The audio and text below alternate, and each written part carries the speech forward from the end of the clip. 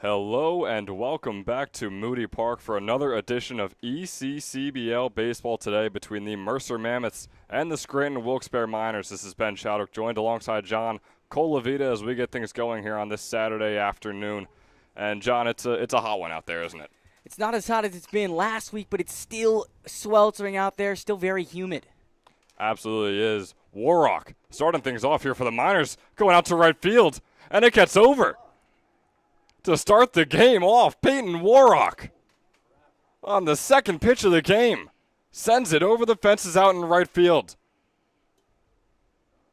And the Miners will start this game off with a run early here in the top of the first.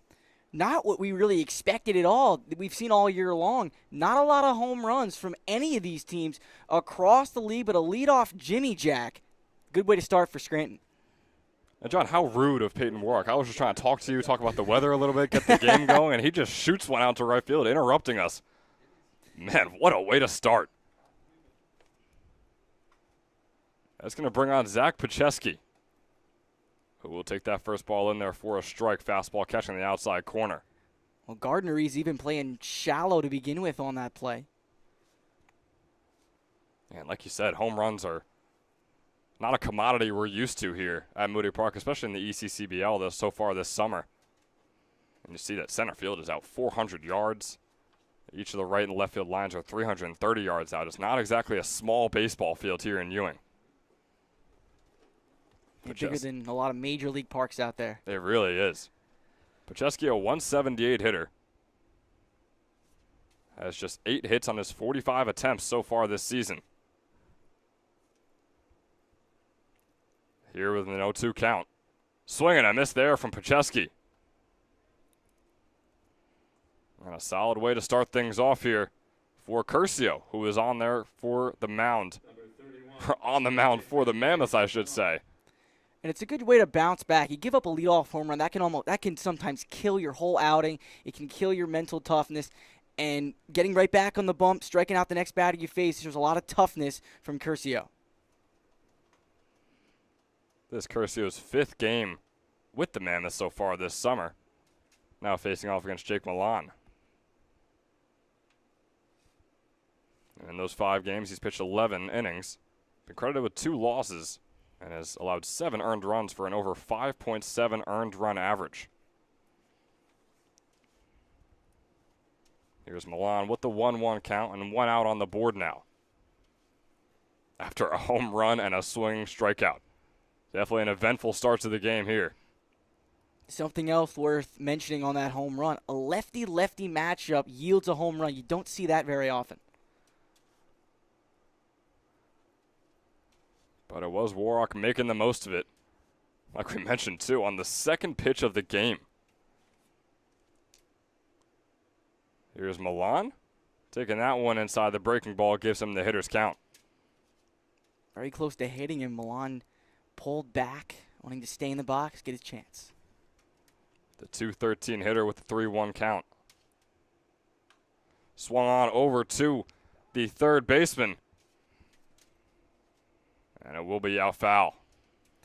Now that's not the swing you want on a 3-1 pitch. It's down and away. You're not doing much with it.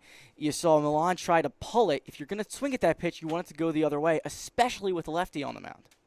And often with the 3-0 count, batters are going to have the red light and pretty much not be able to swing at anything. But with 3-1, you have a little bit of wiggle room, and he used it. But now here's the full count, and he lines it right over to the shortstop, Amir Cornier, for out number 2. And the fielding unit out there for the Mammoths. Curcio on the mound with Babkowski at the catcher position. And from first to third is Gamitter Maglioso Copcho with Cornier at short. And from left to right field is Will Burkaw, James Schaefer, and Casey Gardner.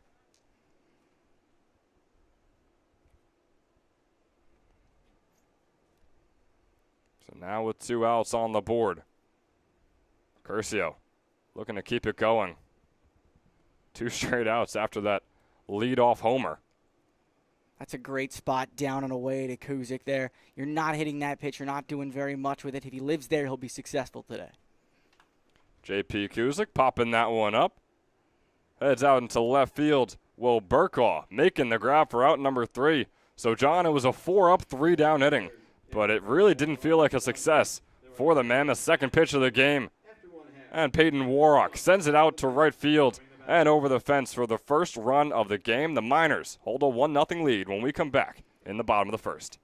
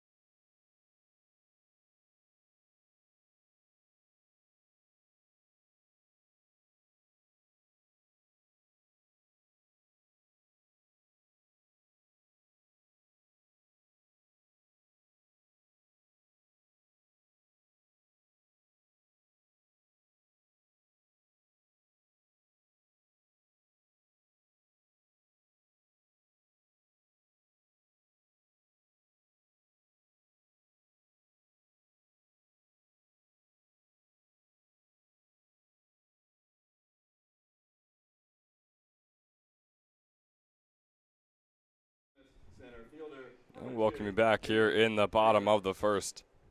James Schaefer, the leadoff hitter here for the Mammoths. Trying to repeat what the Miners leadoff hitter, Peyton Warrock, was able to do in his first at-bat. Instead, he'll ground it right over to Kopcho on the first pitch and get out at first on a pretty routine 5-3 play. What Schaefer did there, it's called playing leadoff. You swing at the first pitch if it's one you can drive. He struck it well right at the third baseman Spencer over there. But if he hadn't swung out, he would have taken until he got a strike. So to bring on Will Burkaw. Burkaw, 357 hitter throughout the 10 games he's played in so far this summer. After that called strike one, he's got a 1-1 count.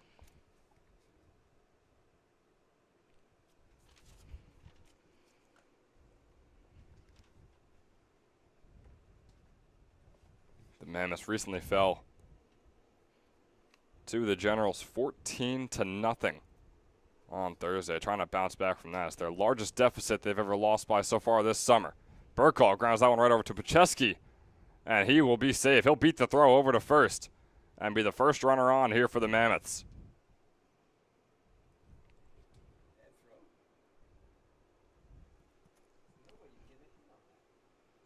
So the opportunity now for the Mammoths to get that runner around, tie this game early on. You don't want Scranton to open up an early lead. This is a strong team. Amir Cornier, the shortstop, is up at the plate, taking that fastball outside corner for the 0-1.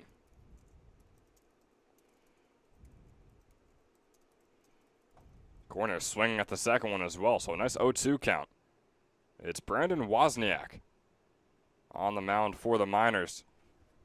Pitched nearly 30 innings so far and has been credited with 5 wins as Cornier shoots that one, finding the right center field gap. It sends Burkaw all the way around to third. And Amir Cornier with the single out into right center puts runners on the corners with still only one out and bringing on Joe Gamitter.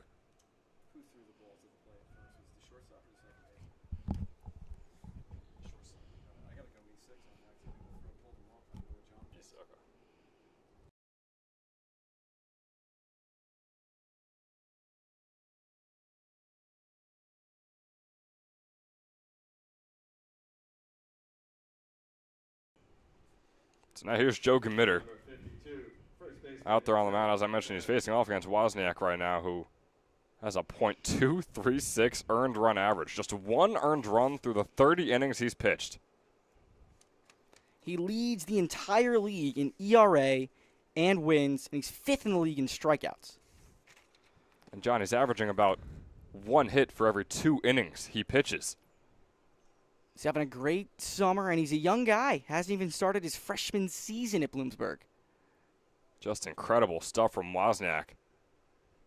But can he prevent Burkaw from coming home? He's over there on third. He's got a 2-1 count here against Committer.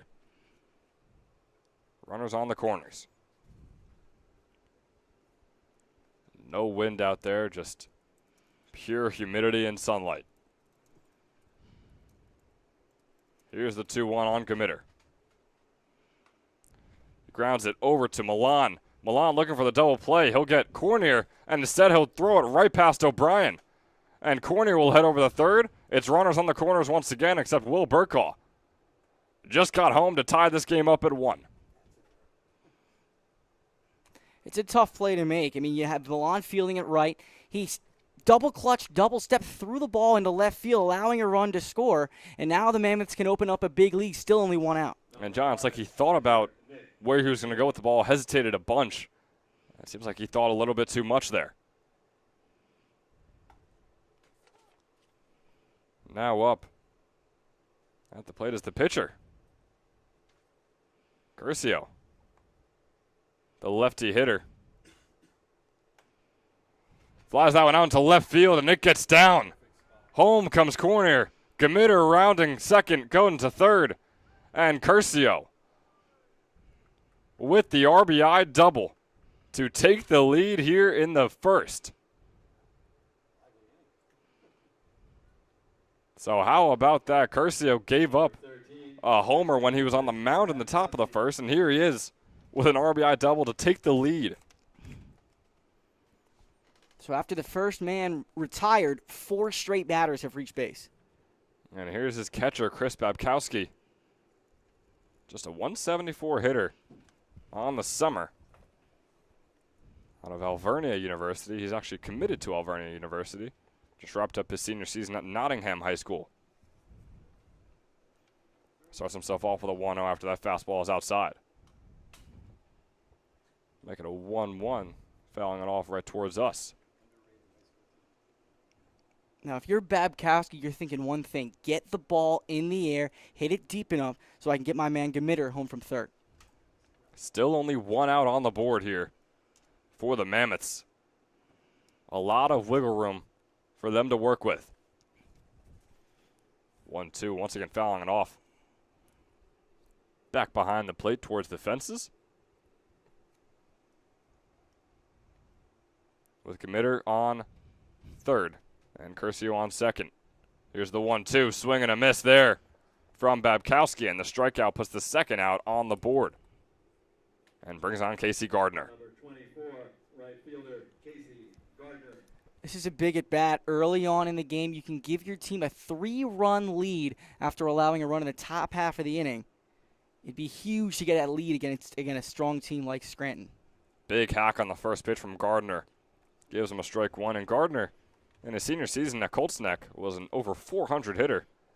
But so far this summer, he's a 127 average. But he's going to ground this one. It's going to be a weak one. Wozniak's going to chase it down, and Wozniak will make the off-balance throw over to Milan at first base for out number 3. But not before the Mammoths get 2 runs in and take the lead right back. Heading into the second, Mercer leads 2-1. We'll see you there.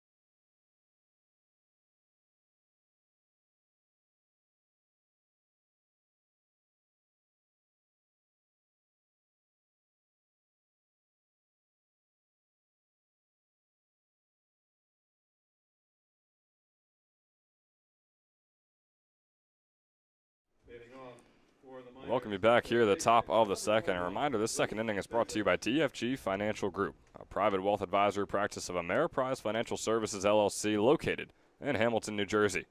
They are equipped to handle all of your personal and business financial planning and services that you may need. That is DFG Financial Group bringing you this second inning. And it's Luke Spencer up at the plate, heading off against Nick Curcio. And John, it was quite the eventful start to the game in that first inning. I got to see already a 2-1 score and a lot going on to get us to that score. Oh, absolutely. I mean, a bunch of errors, a bunch of hits, a lot going on, but he only came away with 2 runs. Here's Spencer with the 2-1. Popping it out foul out towards the parking lot. Over there at Buttonwood Drive. And Luke Spencer, a 176 hitter.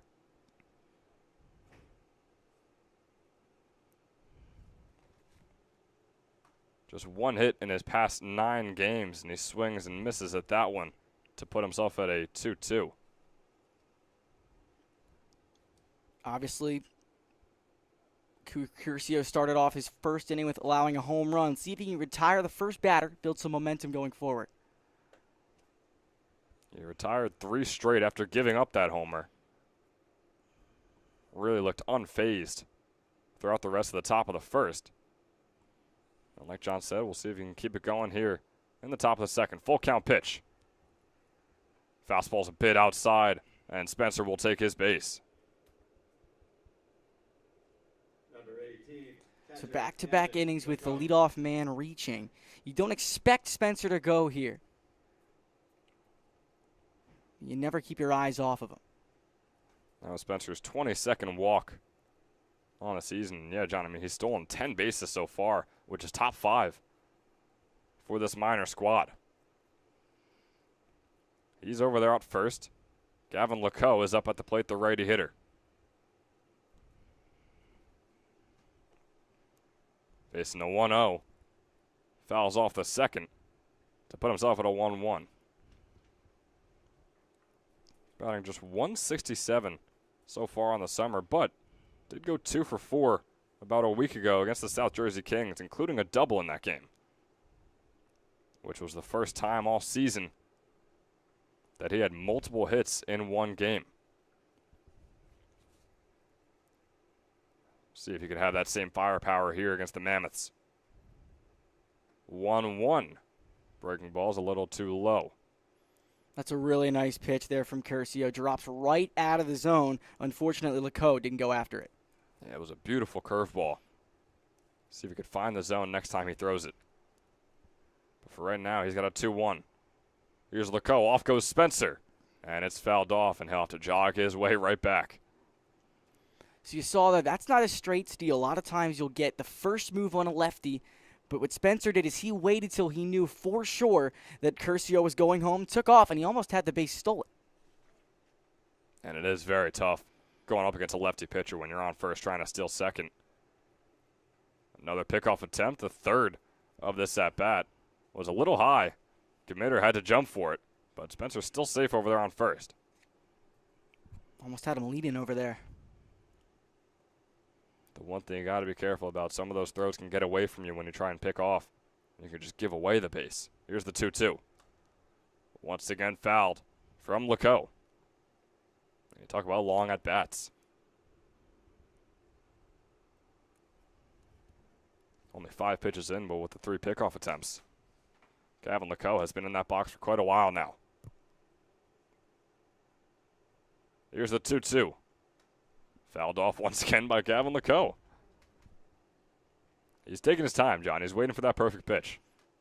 It's a good at-bat. He's spoiling a lot of pitches. Now, Curcio doesn't have to come to him just yet. He has a ball to play with here.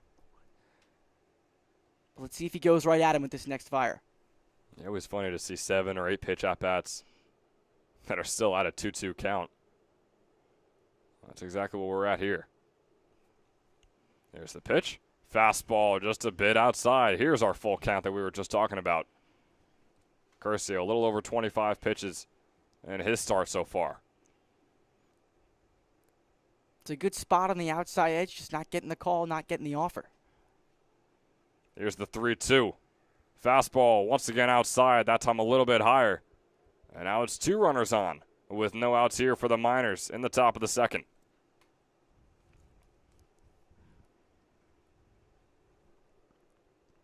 Now you're looking at the lineup card, you're seeing 7, 8, and 9 due up. These are the guys you have to get. You don't want to turn back to the top of the order.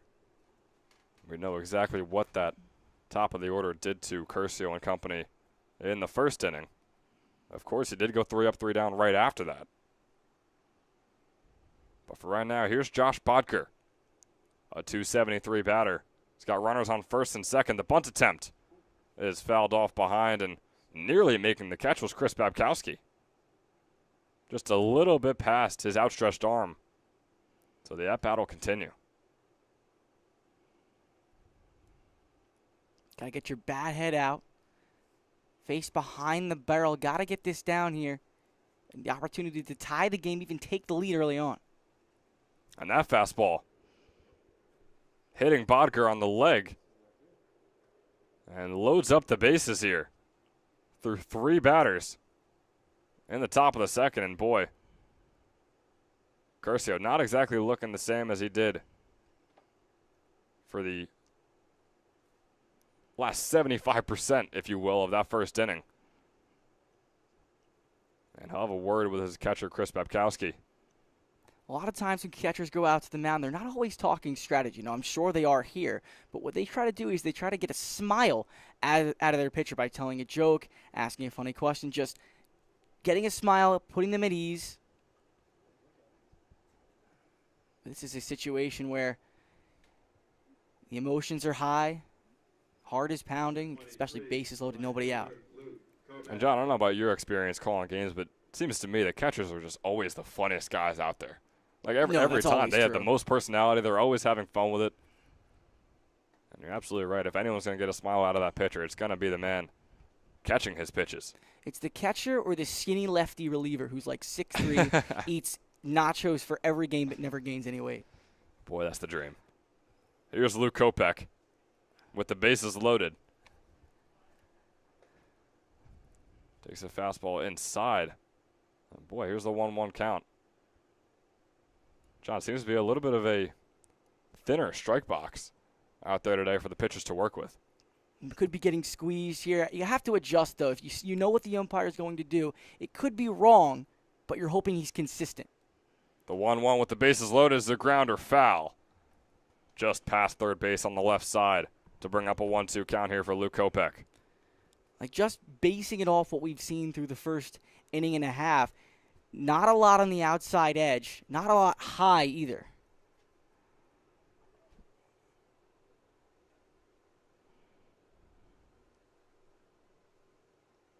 Here's the 1-2. Swung on. Curcio chasing it down. Is he going to get anyone out? He will not be able to. All the runners advance, and the tying run comes in as Spencer is home for run number 2 for the Miners here in the top of the second. It was a weak grounder off the bat of Kopech.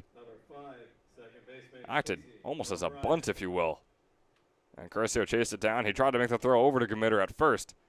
Wasn't in time. So it's the same situation we were just in last at bat. Only with one more run on the board here for the Miners.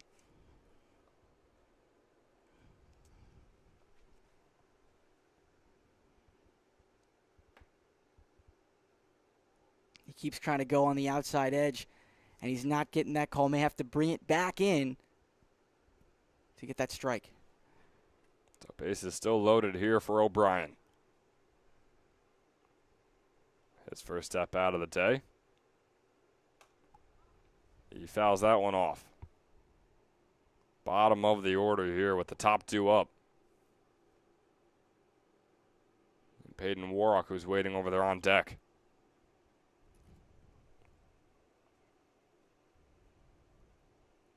And O'Brien, 5 hits in his last 10 at-bats. Keep that going here today. For right now, he's facing a 2-1 count. Good idea with the backdoor slider attempt from Curcio there. Couldn't find the zone. Again, consistently missing outside to a righty. And an inning like this can be brutal for a pitcher's confidence. Some outs are desperately needed. That one is a grounder that gets past TJ Maglioso at second. The runners will advance. Another run comes home. Casey O'Brien with the RBI single out into right field. And just like that, the Miners take their lead right back. Still nobody out in the inning. Exactly, and with how things are going and how this inning is really not going Curcio's way, I think Peyton Warrock is the last man that he wants to see right now. I think he's the only lefty in the order for this Scranton team.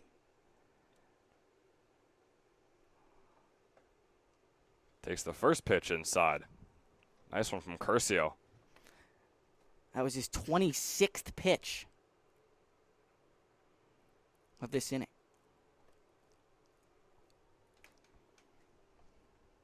Getting up there a little bit. But here's the 0-1 to Warrock. Swung on over to the third baseman. The play is made at second. Can the double play be made? It cannot. Copcho made the throw over to Maglioso.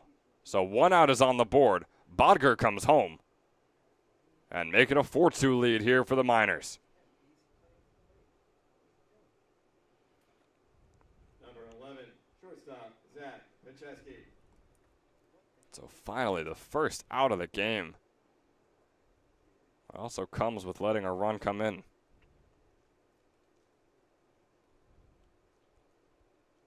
Runners on the corners. Warrock over there on first with Kopech on third.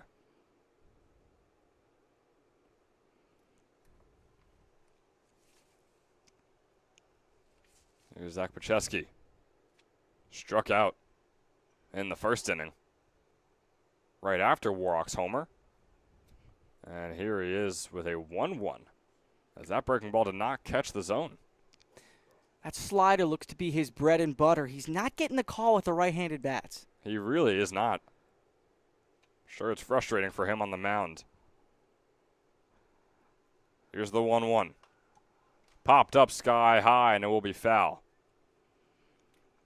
And one pitch can get you out of the inning here. Minimize the damage. Only down by 2, and it's still early in this contest. And the problem with that, though, John, is that one pitch can also bring in the 5th run of the game. A lot could happen here in this at-bat. And it's only the top of the second. Pacheski now with a 2-2. As that fastball is outside and high.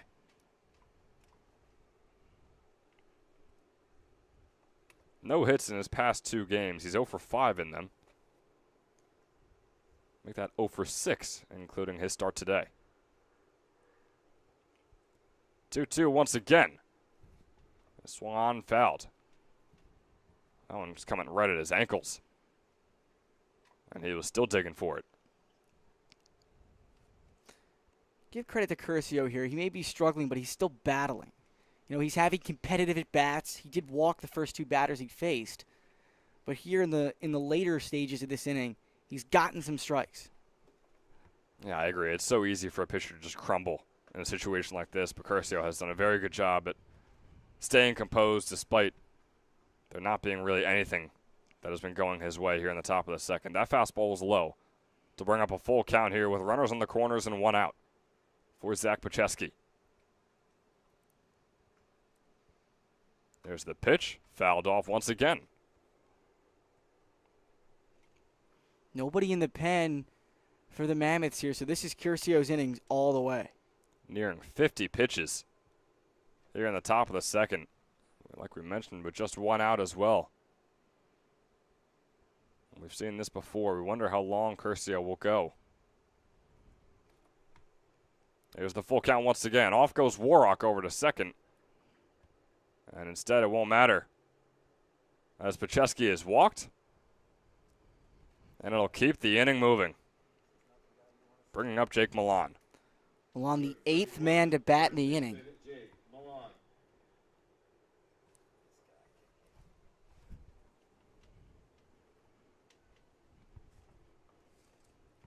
And Milan was the second out of the first inning. And that 4 up, 3 down inning for Curcio, which looked like a really, really solid recovery. But some of it has come back to haunt him here in the second. Fastball is outside for Milan to give him a 1-0 count.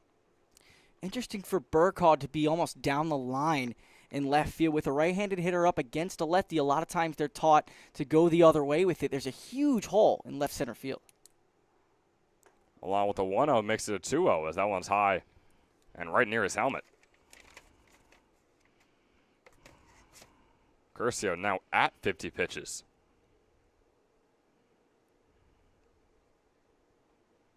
2-0 remains, 1 out remains, runners on the corners remain. Adding on 1 more at second. AKA bases loaded situation here with the 3-0 count on Jake Milan. And you could tell John starting to get into Curcio's head a little bit about how this inning is going. But he gets his first strike there. And now he's about to throw his 40th pitch of the inning. Only 52 total, so he only threw 13 in the first inning. About to throw number 40 right here. It's a fastball outside. He's going to walk in a run. Home comes Kopech for the 5th of the game. Base is still loaded. And out comes the Mammoths manager. So despite getting it out in this inning, the first 8 men to come to the plate have all reached. And Curcio, I mean, John, you just said it. It has been a struggle here in the second, and you kind of thought that it would be sort of like a storybook baseball moment. Like, you give up the homer, and you really bounce back with 3 straight outs. You come into the second, you keep it going. That has not been the case. It just has, and sometimes it's just not your day. It's humid, especially on the mound. You're sweating far more than anybody else. You're getting frustrated. You're not getting the calls that you want. You're not spotting up where you need to be. And again, only 2 hits in this inning. It's been 4 walks, a fielder's choice, and a hit by pitch outside of that. Yeah, not even a single error on the Mammoths fielding unit. There's not much they have been able to do so far to try and bail out their pitcher. And one of the singles was a swinging bunt. That was a really tough play. You can't fault Curcio for that. Yep. It's a very tough play. Number 19, the DH, JP Kuzik. So on comes J.P. Kuzik. Solid 243 hitter. Another man who had 2 hits in his last outing. And that was just on Thursday against Southside, where he went 2 for 4 with a double. He was the 3rd out of the first inning. And here he is looking to get on base for the first time. Starting off with a 1-0. John, still no one warming up out there for the Mammoths despite a visit from his catcher and from his manager all in the same inning. They need Curcio to go at least another 2 innings. And I don't know how possible that is, giving his pitch count. It's definitely something to think about moving forward. Is it too early to think about seeing a position player pitch today? I think it absolutely is, but it shouldn't be too early to get a guy warming up out there in the bullpen. I think that is a move that the Mammoths absolutely should make soon here. Fastball is inside and low. Brings up a 3-0 count for J.P. Kuzik. And boy, if they weren't out of hand before, things are definitely out of hand now.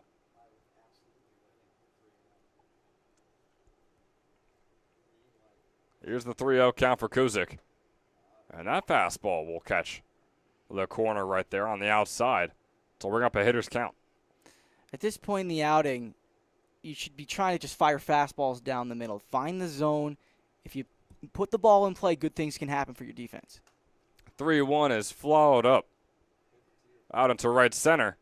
Gardner coming in and making the catch. He'll throw home. And it was a nice throw home, so it'll keep Warrock over there on third. And it's the second out of the inning. And a much-needed one. Base is still loaded. Seems like they've been loaded for the past 20 minutes here for the Miners. But finally, the second out is had. And just 1 more to go to escape what has been a nightmare of an inning here for the Mammoths. About to throw pitch number 46 of the inning. And with Curcio nearing 60 on the day, you wonder if he might only have one more inning after this. As that one goes right through the glove of Babkowski, and the pass ball is going to bring home Peyton Warrock for run number 6.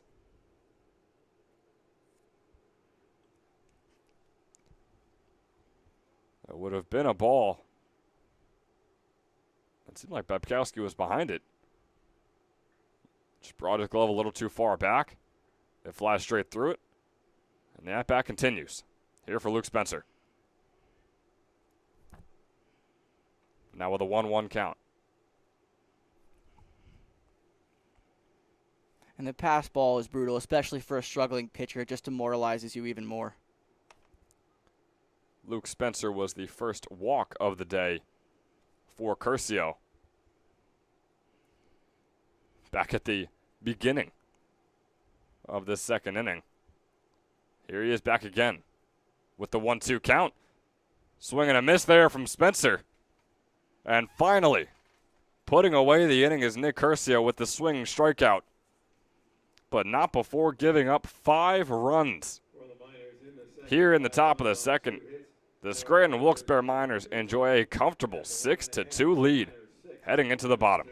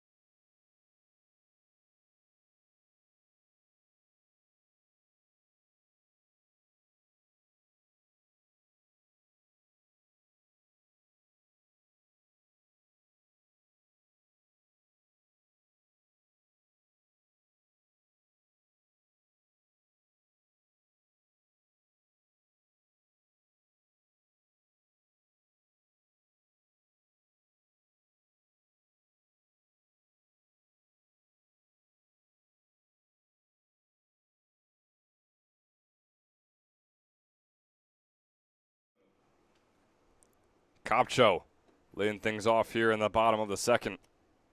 The 8-9-1, 2 up for the Mammoths.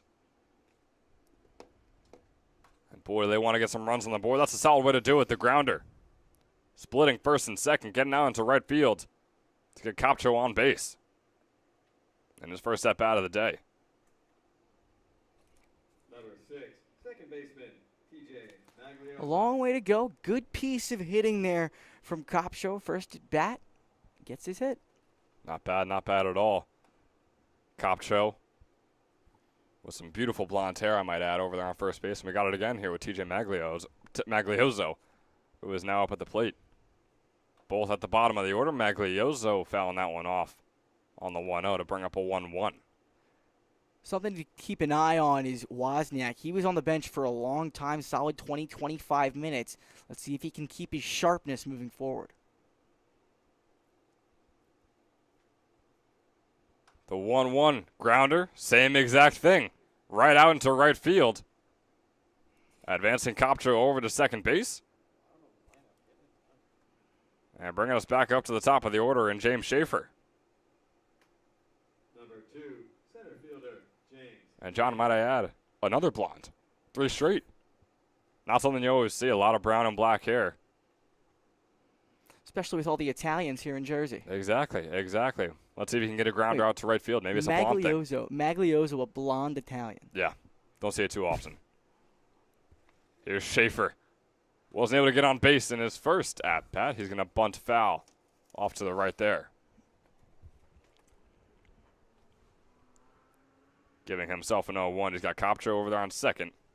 Maglioso on first. No outs on the board. Mammoths looking to chop away at that 4-run lead that the Miners hold. after a 5-run top of the second. Fastball makes it a 1-1.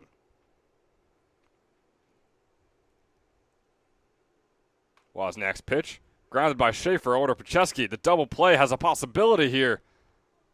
The out will be made over there on second base. O'Brien making the catch.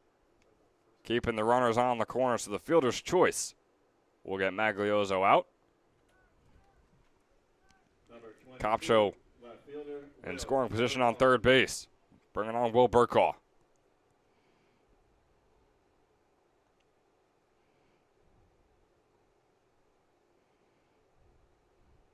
Burkaw just 2 RBIs on the season. Averages a hit a game. This one out to left field is just going to get down. Little blooper in shallow left field brings home Copcho. Advances Schaefer all the way to third. And the RBI double from Will Burkaw. And boy, is it good to see him back. His second hit of the day.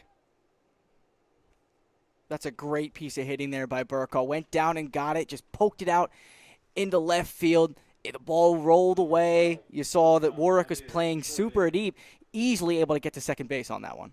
Will Burkaw. It was a kind of a fun thing to follow. In his first 5 or 6 games, he was consistently a 500 hitter. And then in the past 4 games, he had just 1 hit. But here he is back once again. 2 hits on his first 2 at-bats. Brings on Amir Cornier, who also started his day off 1 for 1. Here's with the 0-1. He barely goes around on that. Checks it early, but it still finds his bat. Fouled off for the 0-2. Cormer sitting at third in the league in RBIs, looking for 2 more right here. Good possibility with a man on second and third.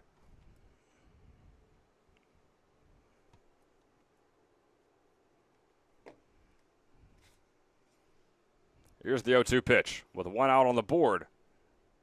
It's high and inside near Cornier's helmet there. Cornier has yet to be hit by a pitch all season long. Don't want to jinx him here as he grounds this one over to Pacheski. Pacheski will make the decision to get him out at first, and it'll bring home Schaefer. And now just a 6-4 lead that the Miners hold over the Mammoths. They have been consistent.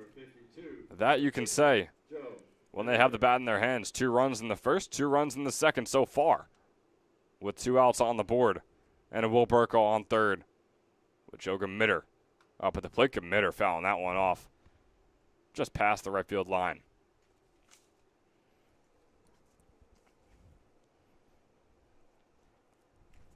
Don't look now, Ben, but the tying run's at the plate. Tying run is at the plate, and is one of the best bats for the Mammoths. As he once again fouls it off along the right field line. He was a over 350 hitter at Mercer County College in his freshman season there. Helped them win the District 19 championship. And now here he is this summer, batting a .310 with 13 RBIs to his name. He's got no 2 though after 2 straight fouls. Make it a 1-2 as that fastball is low. A high-scoring first 2 innings so far, and we might not be done yet. 1-2 is flying out past left field and foul. The third straight foul, or third foul, I should say, of this at-bat.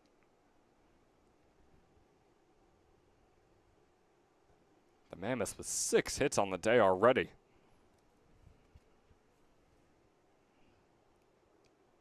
Two more than the Miners, but they trail by 2.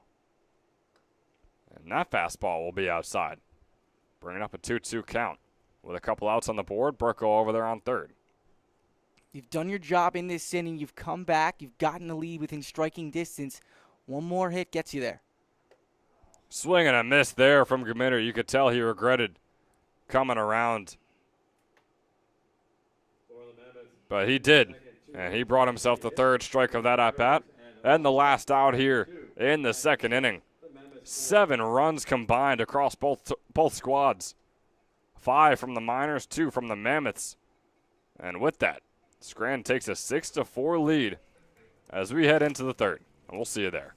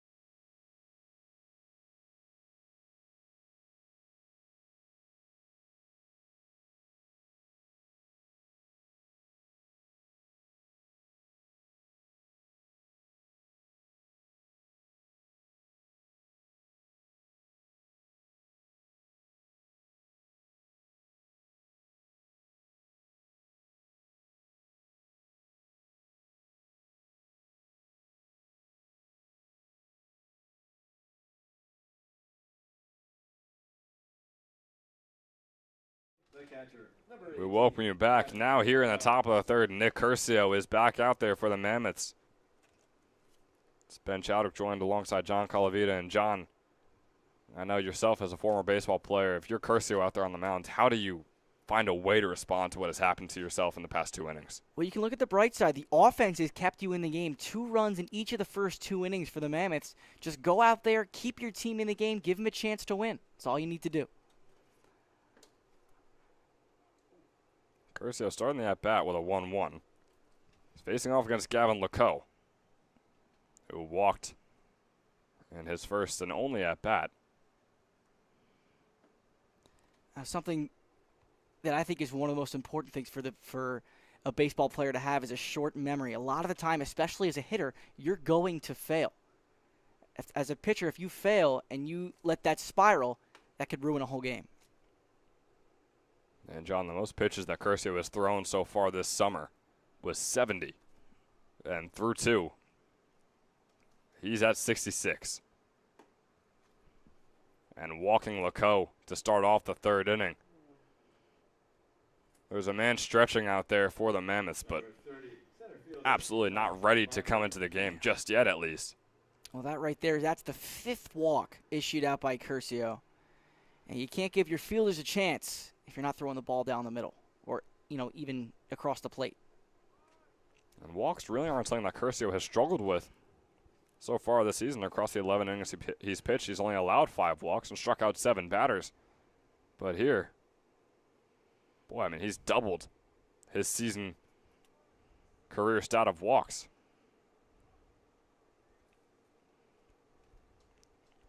It's Bodger up at the plate. He's got Lecoux over there on first.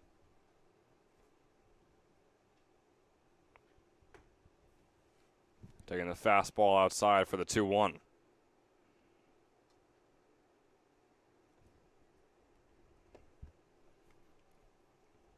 With a win today, the Scranton Wilkes-Barre Miners could tie Southside at the top of the North Division and the top of the ECCBL. 2 wins today would put them in first in both. And for the Mammoths, they are tied for first in the South Division with the Trenton Capitals. So 1 win today. It's a big game. A lot of playoff implications here. It is. The final week of the regular season is coming up. Next Saturday will be the final regular season day where all the teams will play their doubleheaders.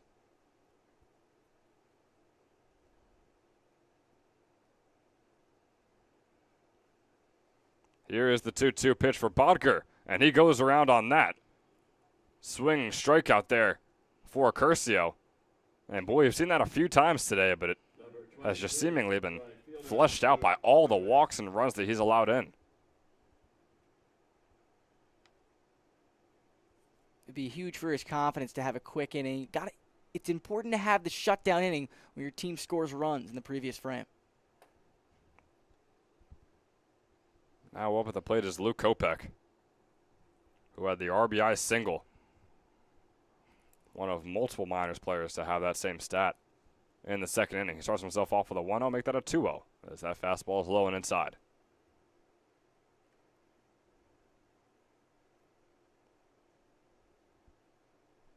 And Kopech just 1 hit in his past 3 games, not including today.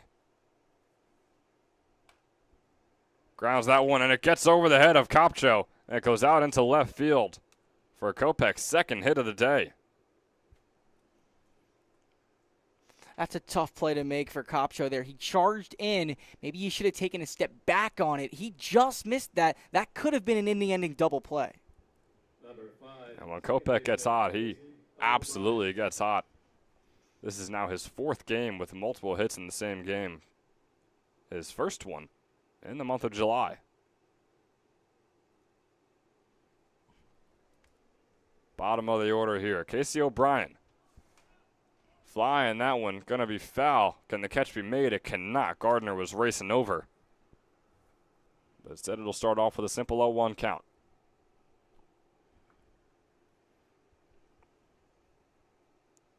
Miners holding a 2-run lead here in the top of the 3rd, trying to add on, trying to repeat just 10-15% of what they did in that 2nd inning. And they'd be very happy with that. Taking time here, O'Brien. Now facing the 0-1 with 2 runners on. Once again a time. It's a good job by Curcio. He's not on the same page with Babkowski there, and you see it there. They're going to come talk to each other, get on the same page with signs. What I think they're going to do is switch to taps because the runner on second base can see right where the signs are. There's no pitch comm here. So you've got to switch to taps, especially with the runner. They can see what you're pitching because a lot of times if you pick up on the signs and you're not flashing different signs, the runner will flash the signs to the batter. They know what pitch is coming. Or they'll start banging the trash cans. They could do anything. God. Here's the 0-1 count on O'Brien. Grounds it. Gets past Cornier. And is out into left field. Lecoq staying put. Still deciding if he's going to go or not. He will stay. And boy, oh boy, the Miners will just not go away. Well, you know what they say, Ben? Baseball is a game of inches. That one very close to a play being made there by Cornier. He was shaded up the middle, hoping for the double play. If he's playing normal depth, that's probably a 6-3 right there. And even in the previous play, Kopcho, ball hit off of his glove. That's 2 potential outs there. And Cornier standing at a lengthy 6'2" over at shortstop. Just barely getting past his outstretched arm. Now back at the top of the order, Peyton Warrock will come on. He got on by an error. Or rather by a fielder's choice in his second at-bat. He faces a 1-0 count. He's got the bases loaded. With only 1 out on the board here in the third. Flies that one sky high, will be foul. Come back towards us, bouncing right off of our press box roof. And bouncing right in front of the camera right there. Or right behind the camera, I should say. Well, that's the first time that's happened in the past 2 seasons that I've been here at Moody Park calling games. That ball's going to be tough to get to now. Can't really squeeze in there. Going to have to send one of the little kids down there. You're going to have to. Tie a string to them, make sure they can get out. Here's the 1-1 for Warrock. Breaking ball is going to be in there for strike 2. And boy, it looked like it just clipped the corner and then went way outside after it passed. So here is the 1-2. Bases loaded, 1 out. Curcio's 80th pitch. Swing and a miss there from Warrock. And he now drops to 1 for 3 on the day. With that one hit being the homer that seemingly started off this freight train that has been the Miners offensively.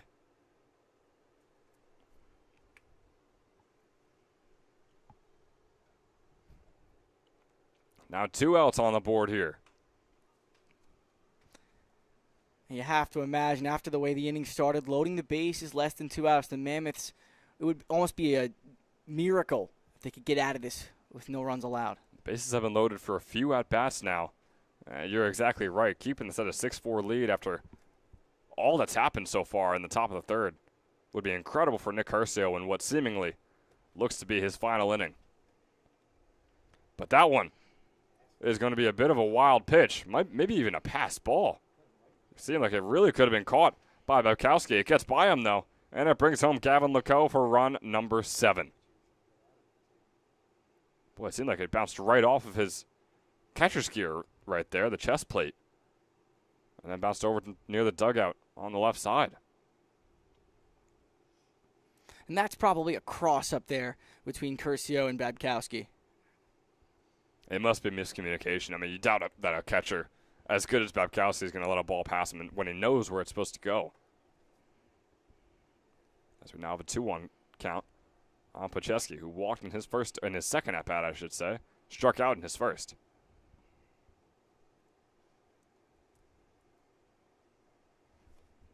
Bases no longer loaded.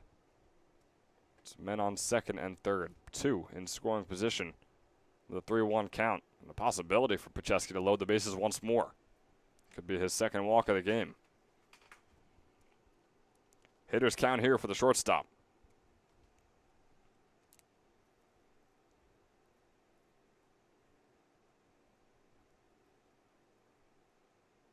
3-1 is in there, making it a full count right after Pacheski tosses his bat over to the dugout. The umpire makes the call and makes him come back.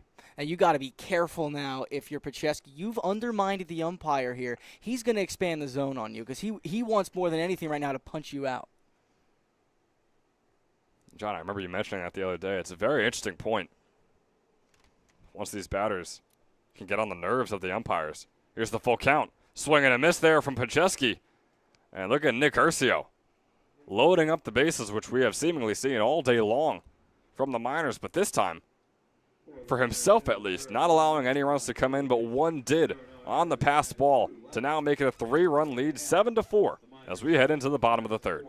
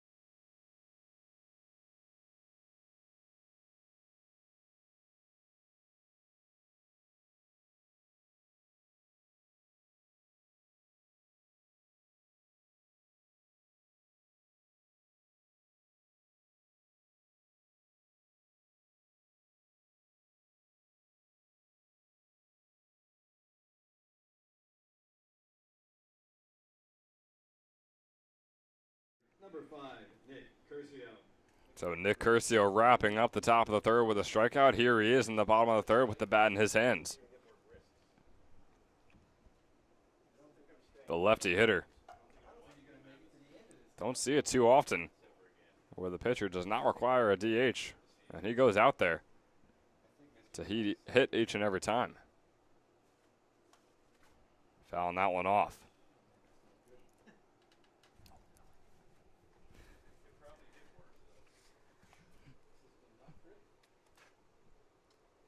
Here's the 1-2. Inside to make it a 2-2 count here on Curcio.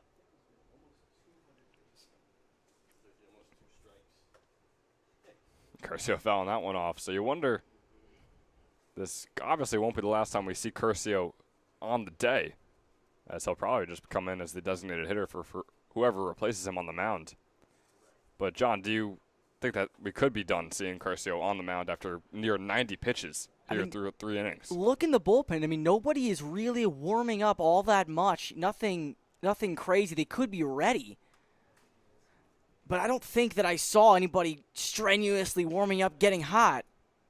So he could come back out to face at least 1 or 2 batters next inning. I agree, and he ended off the inning in a great way. Maybe that's just enough. But he strikes out looking right there. The fastball catches the inside corner for the first out here in the bottom of the third. Did not agree with that either. And, John, that's a dangerous game. You were talking about batters throwing their bats thinking that they're going to walk. It's dangerous for a pitcher to be up at the plate and kind of give the umpire that look of saying, like, you know I didn't strike out there, and then have to go back out on the mound next inning. Yeah, that's brutal. And a lot of times the catcher will form a relationship with the umpire. A lot of times you see the catcher shaking hands with the umpires before the game. That will actually steal you a couple of strikes. But if your pitcher disrespects them, that could take it all away. And we'll see if it even matters if Curcio does come back out. But first thing, we saw the rest of the bottom of the third. 2 more outs to go. Chris Babkowski up at the plate, swinging a miss on that one to give himself a 2-1 count. We have not had a scoreless frame through the first 5 half innings. Potential for that here.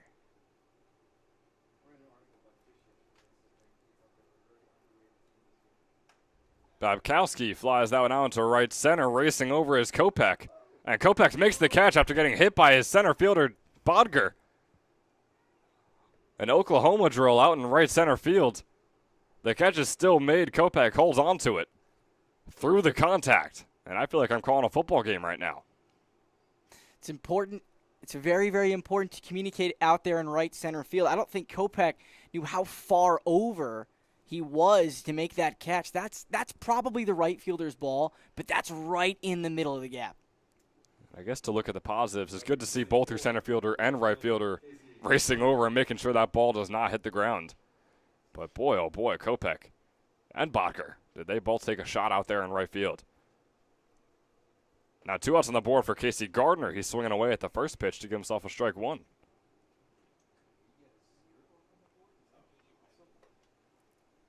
And the second is high and outside. Very close. Not really sure where that missed. Gardner swinging at the third to give himself a 1-2. In this Casey Gardner is just second at bat of the game. Meanwhile, we've already gone through the minors lineup 2.5 times. Gardner grounds that one right over to Pacheski, who makes a throw to first. And it's a 3-up, 3-down inning to end off the third inning. The Miners got one more in the top by a passed ball. So here they are leading by 3, 7-4 as we head into the fourth.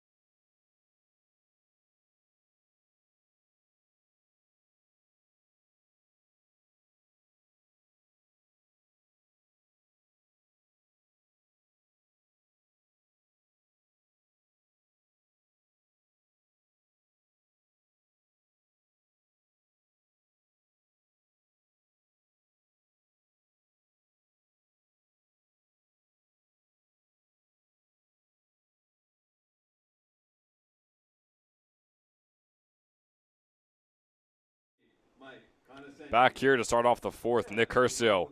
His day is done on the mound, that is, and he will be replaced by Mike Conoscenti. And John, it was a I guess you could say, up and down day for Nick Curcio out there. Very up and down. You know, we saw the first inning giving up the home run, but then he battled back, got the next 3 batters, and then a tough second, and then a pretty successful third inning, only allowing 1 run. He's replaced by Conoscenti, who is currently uncommitted. He just wrapped up his freshman season at Morris County College and is looking for another school. Made only 5 appearances and through 3 innings. He had an over 10 earned run average. And these are the first pitches he's throwing for the Mammoths this summer. So to finish off Curcio's line, 3 innings, 5 hits allowed, 7 runs allowed, all of them earned, 5 strikeouts and 5 walks, and a hit by pitch. And he is on the hook for the loss right now. Absolutely is. We'll see if the Mammoths can get him out of that. With the way they're hitting, it's a real possibility. You could have a battle here at Moody Park. We've seen those high-scoring games earlier on in the season, and we could be back to it here on this July 13th Saturday afternoon. Jake Milan is out there, walking over to first through just 4 pitches. Not what you want to see from your reliever, you know, coming in throwing 4 straight balls. You got to find the zone. You can't give your fielders the chance to get those outs if the balls aren't there, if they're not putting pitches in play.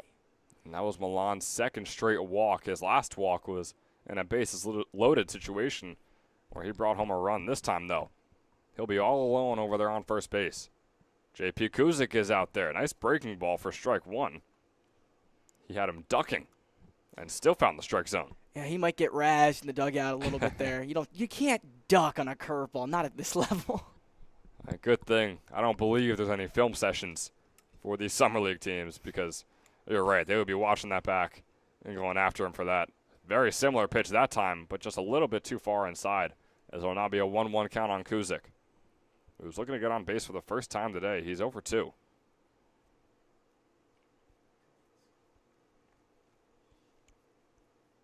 It's been a really solid bat for the Miners so far this season, 243 to be exact. And a 2-1 after that. Fastball's in the dirt.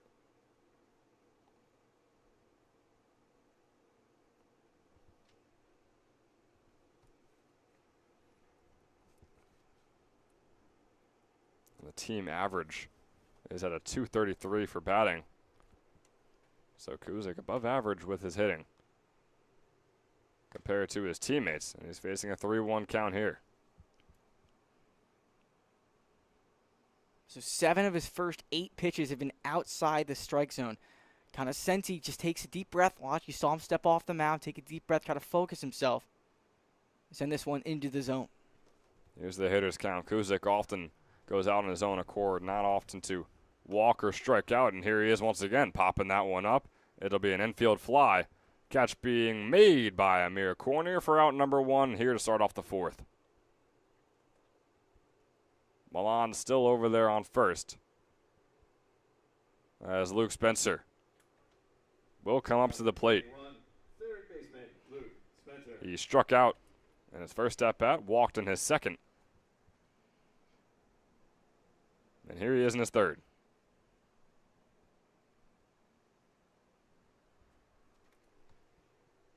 Fastball just a bit outside. Conoscenti now 10 pitches in to his relief appearance. And still no one over there warming up for the Miners as well, which is something to look out for them. Second pitch is fouled off. Wozniak is just barely over 50 pitches through 3 innings.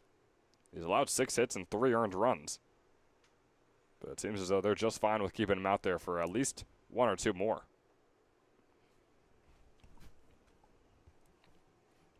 I think Wozniak will be out there for a while. You know, he's one of the better starters in this league. He's put up one of the best seasons from any pitcher in this league.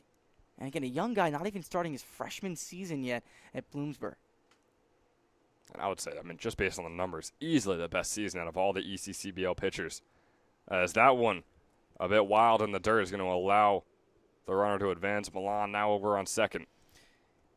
Good delayed steal from Jake Milan. You saw a solid secondary lead. The ball was in the dirt. He didn't hesitate. Babkowski had no chance to throw him out at second. Great timing there Now it's a 2-1 against Spencer.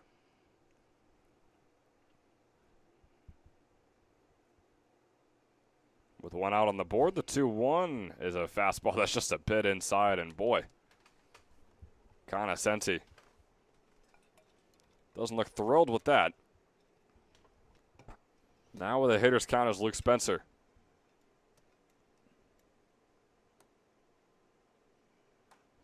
Fastball is swung on out into right field. Gardner chasing it down, and Gardner can't make the catch. Milan heads over to third, and he's rounding third, heading home. Jake Milan comes home. It's an RBI double for Luke Spencer. His first extra base hit of the season. And boy, was it a pretty one.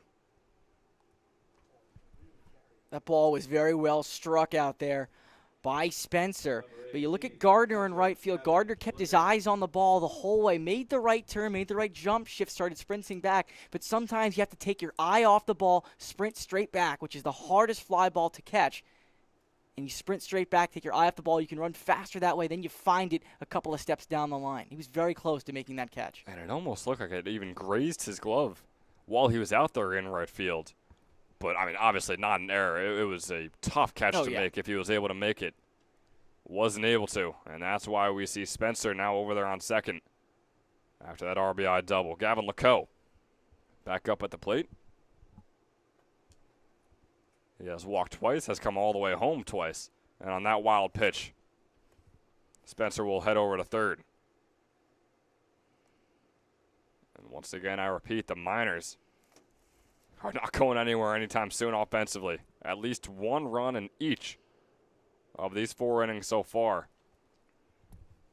And if they only scored 1 run in each of those 4 innings, we'd have a tie ball game. But because of that 5-run second inning, they have a comfortable 8-4 lead now over Mercer.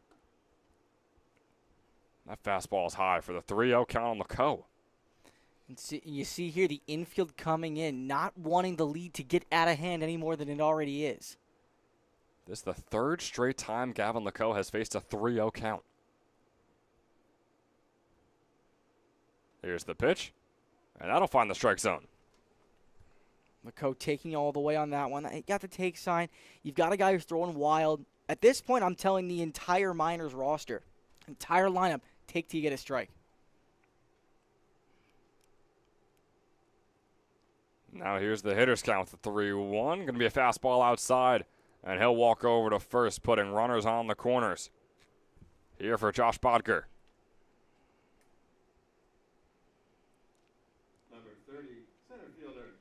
Seemed like a promising inning. You had 1 out and 1 on, and then double and a walk later, runners at the corners, a chance for another big inning for this Scranton team.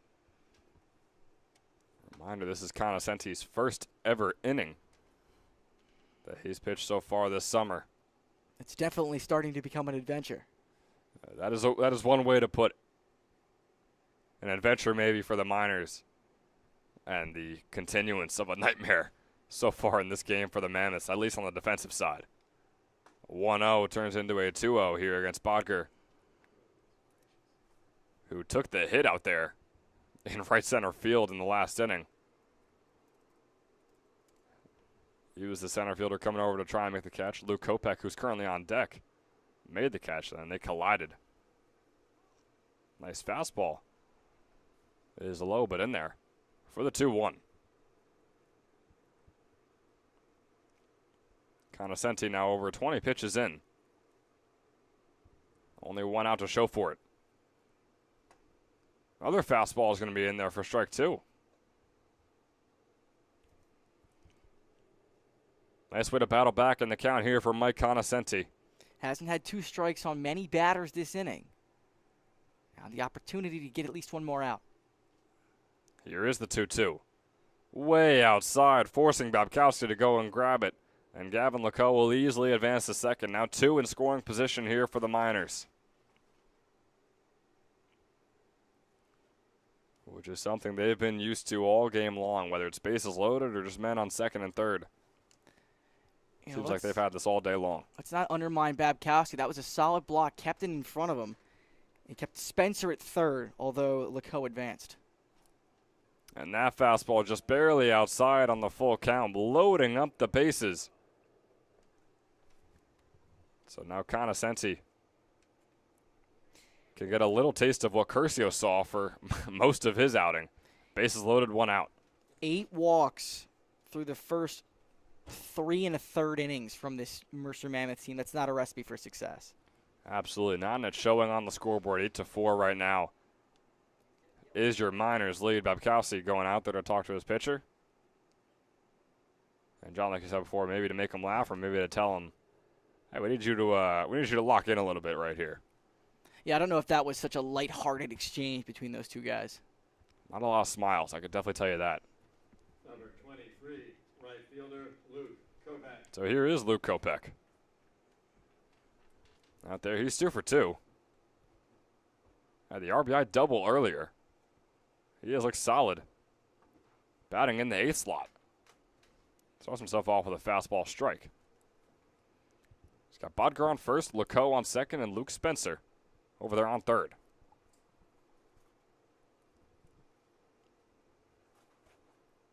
The 0-1 from Conoscenti.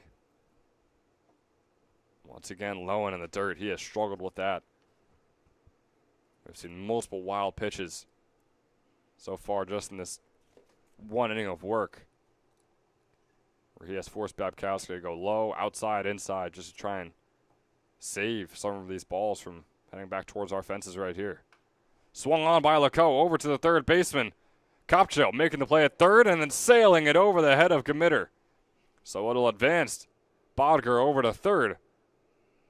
Kopech will be safe on first via an error.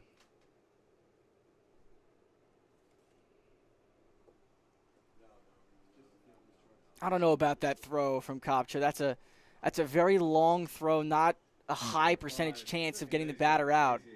He did get 1 out over there at third base, but I think I might have held on to it.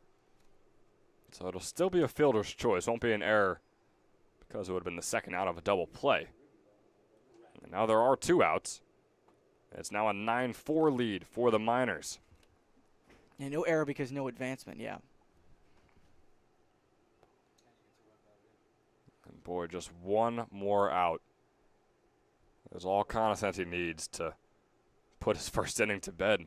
He'll be back out there in the 5th, you have to imagine. He's now got a 1-1 count.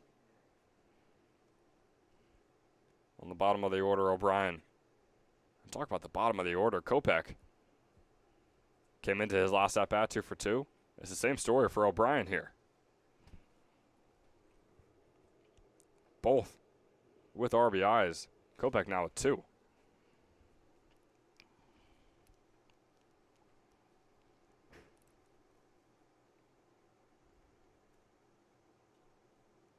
Like I said before, Casey O'Brien, 5 for 10 in his last 3 games. Still just a 140 hitter on the year, but it just shows you how much these last 3 games have meant to him in terms of that batting average. He's got a 2-2 count with 2 outs on the board and runners on the corners. Off goes Kopech. That ball fouled off.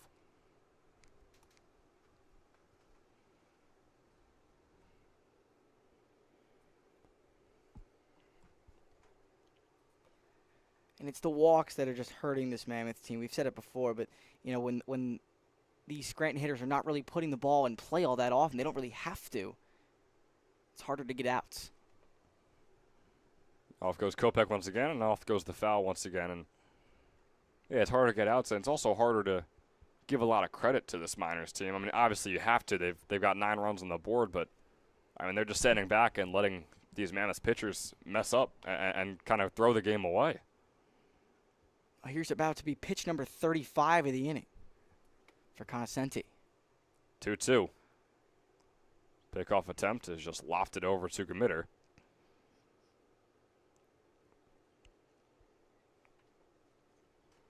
Always dangerous. You got to be confident in your pickoff ability because Bodger can easily come home. We've seen that plenty of times so far this summer. That fastball's high, bringing up a full count for O'Brien.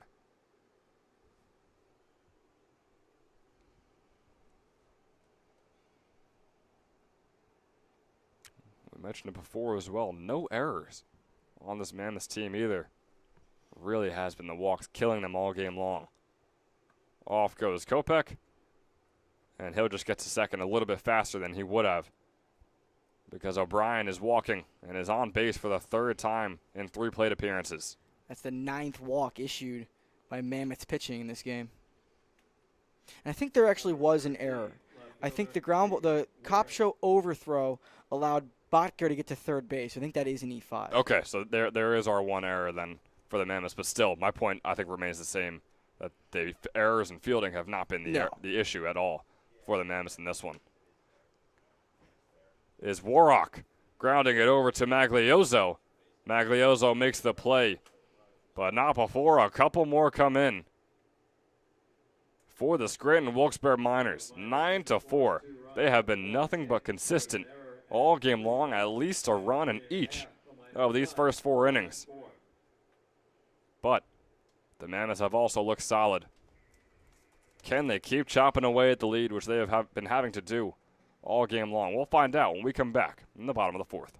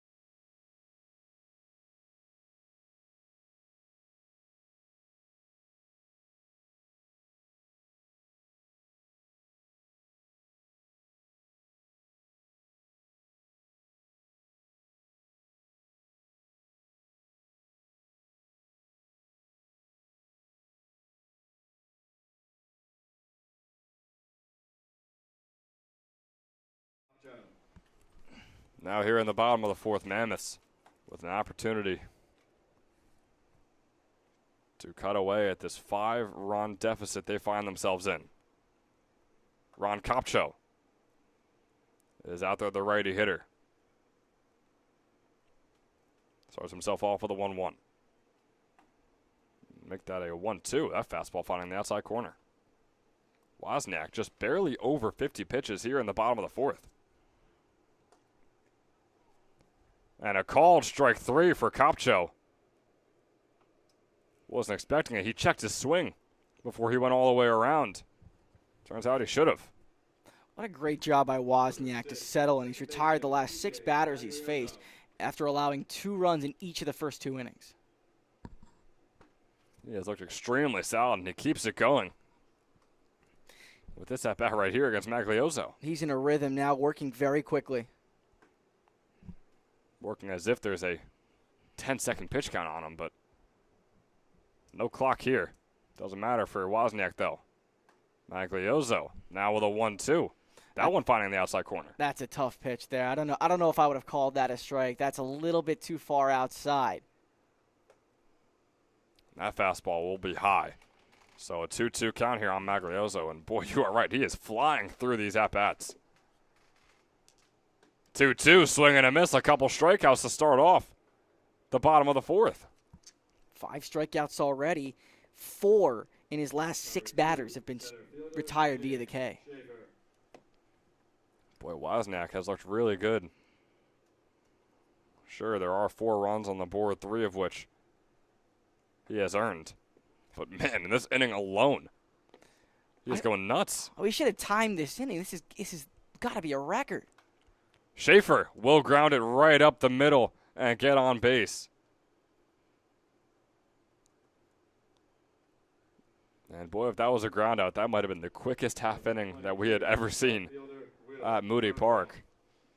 So, as a hitter, you have to realize he's working fast. You need to call time to set him off of his rhythm. You have to call timeout, get him out of there. I agree. Don't force yourself to match his rhythm. Make him match you. Burkle, though, will ground right over to Casey O'Brien, and still might have been one of the fastest half innings we've seen here at Moody Park at the bottom of the 4th. 4 up, 3 down. For the Mammoths. And the 9-4 lead remains for the Scranton Wilkes-Barre Miners No errors. over the Mercer Mammoths. After 4. Heading into the 5th, The Mammoths 4. they enjoy a 5-run lead, and they could add on to it when we come back.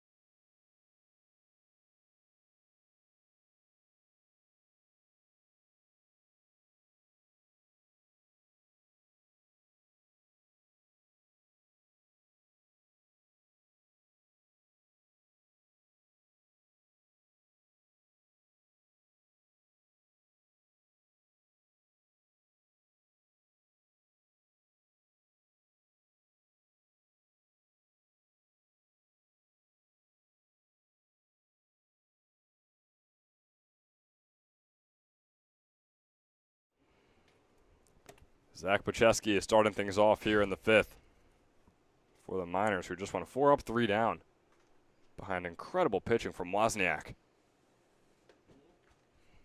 And now here's his shortstop, Pacheski.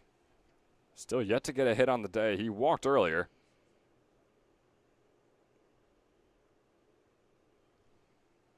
But is one of 4 players that has gone hitless for this Miners team that has 9 runs on the board through 4.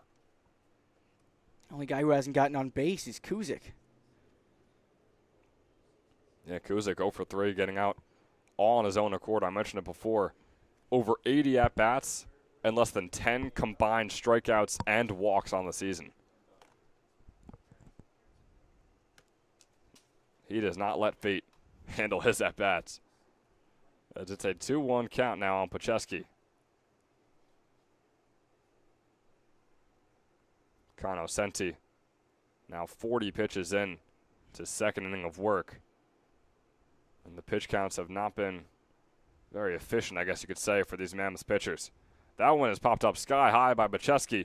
Kopcho chasing it down, and Kopcho making the grab for out number 1 here in the 5th.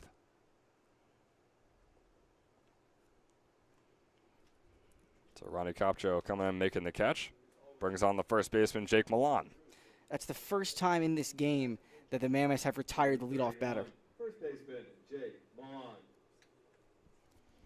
And maybe it'll set the mood for the rest of the game, or at least the rest of the inning for them here. Milan has walked twice, one of which was an RBI walk with the bases loaded.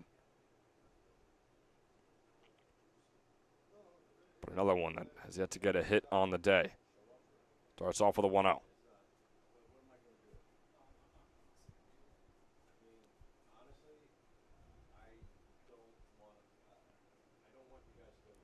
Jake Milan, a .213 hitter.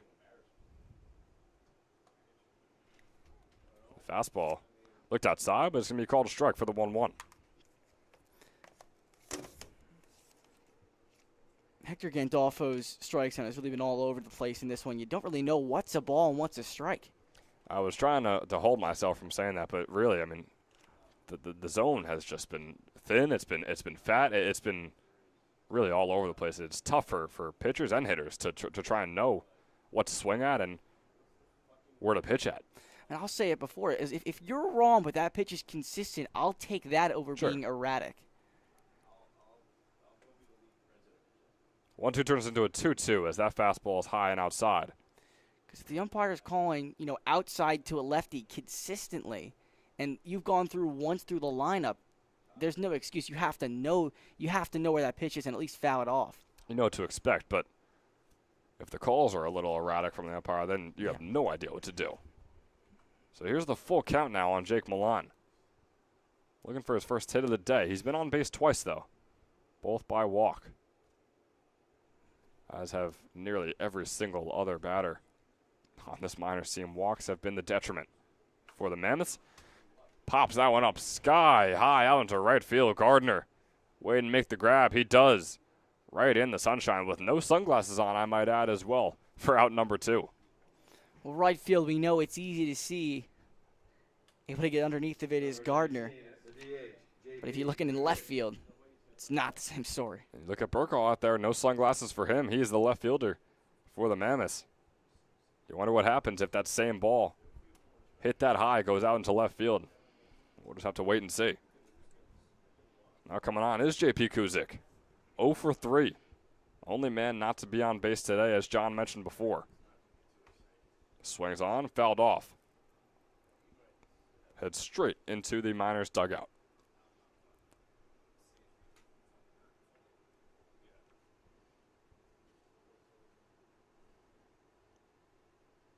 So with 2 outs on the board, Conoscenti looking solid here. That one's sky high. Copcho's going to chase it down. Ron Copcho is going to bounce right off the top of the Miners' dugout. And the top of the 5th will continue on. That's a good attempt there by Copcho, going right near the fence as close as you can get. That way you have the opportunity to back away. The ball was just a couple of feet too far. Absolutely. Good hustle from the third baseman. Here's Kuzik facing the 0-2 pitch from Conoscenti. Conoscenti, his 50th pitch coming up right here. And he'll take time. And John, I don't want to jinx anything, but this could be the first inning where the Mammoths don't allow a single run to come in.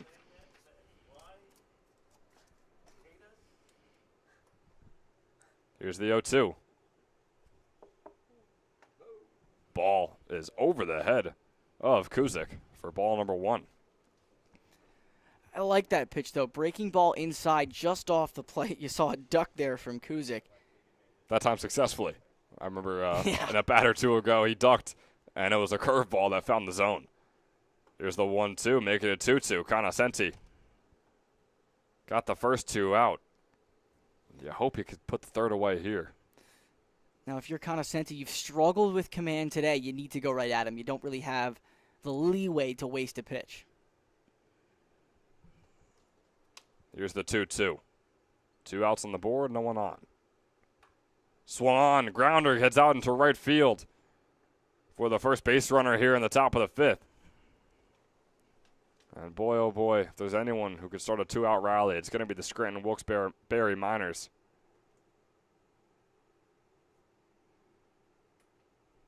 Haven't seen it from them today, but it's because they've never put themselves in the situation to have to. And Luke Spencer is definitely a dangerous one with a double in his last at-bat. 4th at-bat in 5 innings. And J.P. Kuzik, no stolen bases on the season. So Conoscenti shouldn't have too much to worry about on what's going on behind him. Also Kuzik's first hit and first base of the day. He's now 1 for 4. But here's Spencer, who's 1 for 2. along with a walk.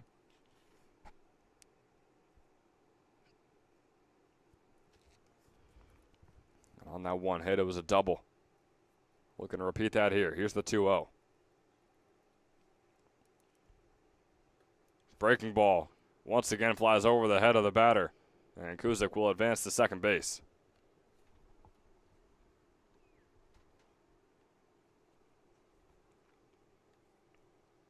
Got to give that a wild pitch there. You saw Babkowski get out of his crouch. It did nick off of his glove, but if you're moving at all as a catcher, you're getting out of your normal stance. It's a pass ball either way. And we've seen plenty of wild pitches across both pitchers here for the Mammoths. Conoscenti started off with 3 in his first inning of work. And there's his first here in the 5th. Nearing the hour 45 mark here in game number 1 of this doubleheader between the Mammoths and the Miners.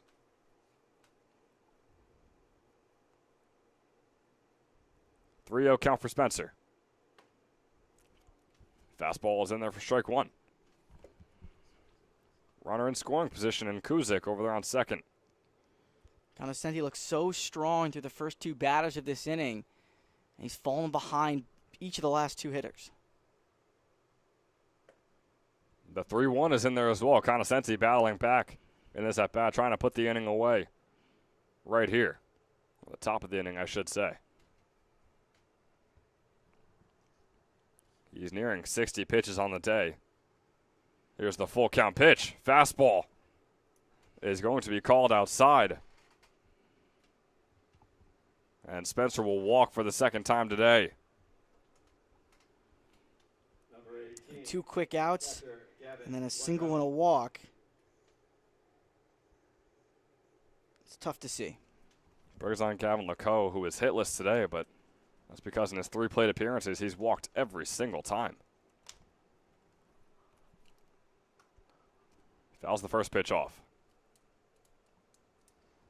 And in each of those at-bats, Lecoe faced a 3-0 count at one point.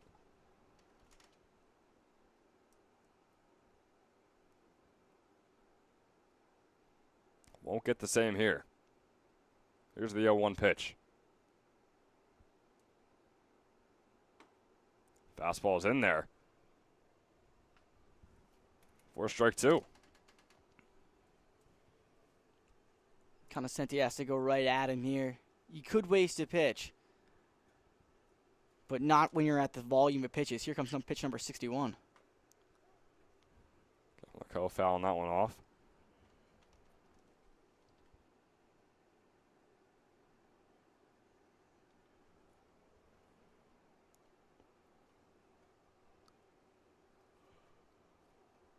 Lecoe from Mount St. Mary's College heading into his junior season this upcoming spring. Faces an 0-2. Make that a 1-2 as that fastball is high. Big hole on the right side between first and second with Magliozzo shaded up the middle. We've seen a lot of balls go that way on both sides.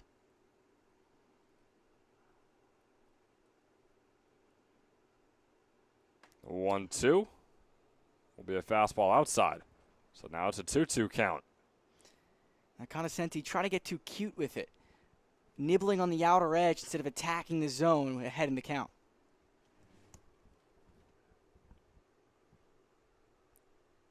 Trying to fight to get Lecoe out for the first time today. Lecoe will foul another one off and maintain with a 2-2 count. I mentioned before, Kuzik, not much of a threat. Has no stolen bases on the summer.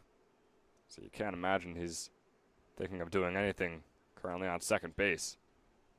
So it's Conoscenti versus Lecoe. That one is flowing up sky high. Burkall chasing it down and making the catch for out number 3 here in the top of the 5th. Will Burkall. It was a scary one. It was high and then turned shallow. Started dropping real quick, but the left fielder comes all the way in, makes the grab. And with that, it is the first scoreless inning for the Miners all game long. And we head into the bottom of the 5th with the score remaining 9-4. Scranton leading. We'll be right back.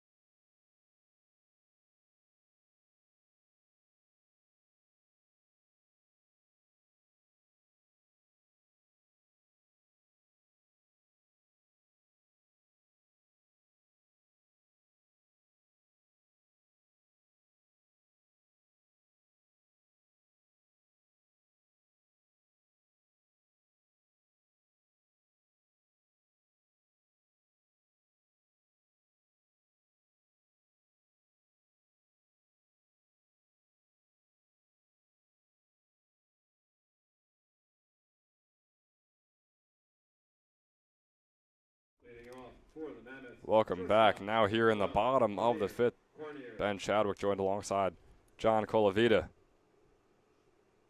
Here is the Miners. Hold a 5-run lead over the Mammoths, and it's the Mammoth shortstop, Amir Cornier, up at the plate, going against Brandon Wozniak once again. He is still out there in his 5th inning of work. I don't think we saw this in the first 3 innings, but in the last 2, he's been going at it very differently. And he just struck out Cornier on 3 pitches. That is a solid start to get things going here in the bottom of the 5th, bringing on Joe Gmitter. That's his 6th K of the game. Wozniak is looking incredible. Most pitches he's thrown in a game is 78. He's at 69 right now. Pitcher just starting to warm up for the Miners out there in their bullpen. So you wonder if this might not even be his last inning of work, especially with how quickly he's going through it. Gmitter still looking for his first hit on the day. Starts off with a 1-2 count. It was 5 straight strikes from Wozniak before throwing that ball right there. And a second one in the dirt. And I talked about it last inning. I want to see one of these guys call timeout during the at-bat to throw Wozniak off his game. He's going quickly, and it seems to be working as that one heads straight over to the second baseman who makes the play.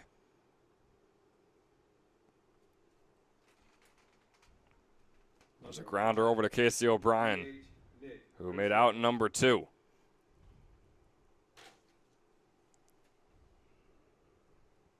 Brings on Nick Curcio, who fouls his first one off back towards us.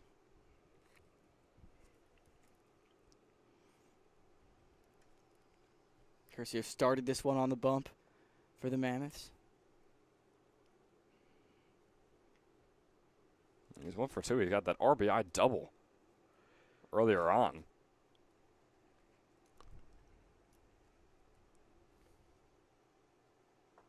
1-1 turns into a 1-2. Swing and a miss there on that low pitch.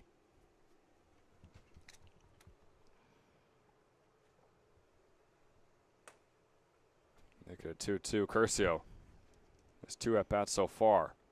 I mentioned the RBI double and also struck out in his other. A chance to do so once again here from Wozniak, and he will. The swinging strikeout to put away the inning. 2 here in the bottom of the 5th. And Wozniak is looking incredible through the second half of his start here at Moody Park. The Miners enjoy a 9-4 lead and hold on to it. And we're heading into the 6th inning. And a reminder that the 6th inning is brought to you by Northfield Bank. Northfield Bank is a full-service community bank with locations in New York and New Jersey.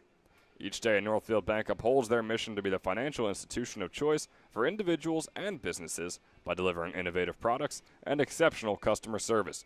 If you need free checking, a home equity loan, or personalized business banking, give Northfield a call today. That is Northfield Bank bringing you into the 6th inning of action between the Miners and the Mammoths. We'll see you there.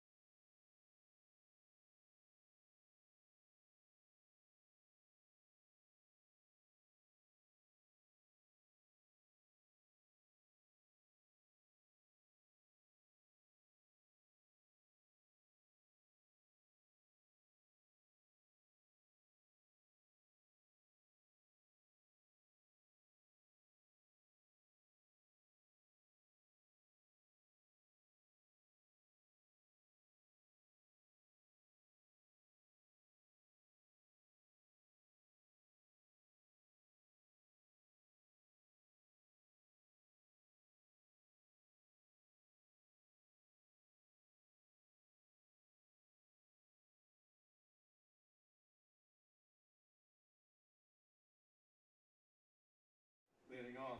And we welcome you back in the top of the 6th. Brandon Wozniak making short work of the Mammoths in the bottom of the 5th. And John, he has really turned things around after letting up 4 runs in the first 2 innings. 3 straight scoreless frames. I don't think his day will be done. But it's a great job to just keep the damage down. Now you put your team in a great position, up by 5 with 2 innings to go.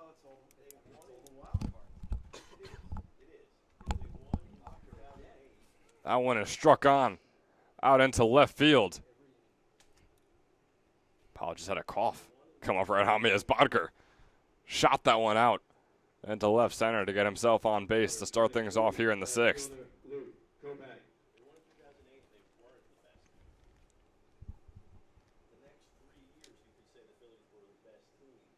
So Bodker, it's his first hit on the day. It brings on Kopech, who already has 2. You got the bottom of the order right here. This is really where you want to get your outs.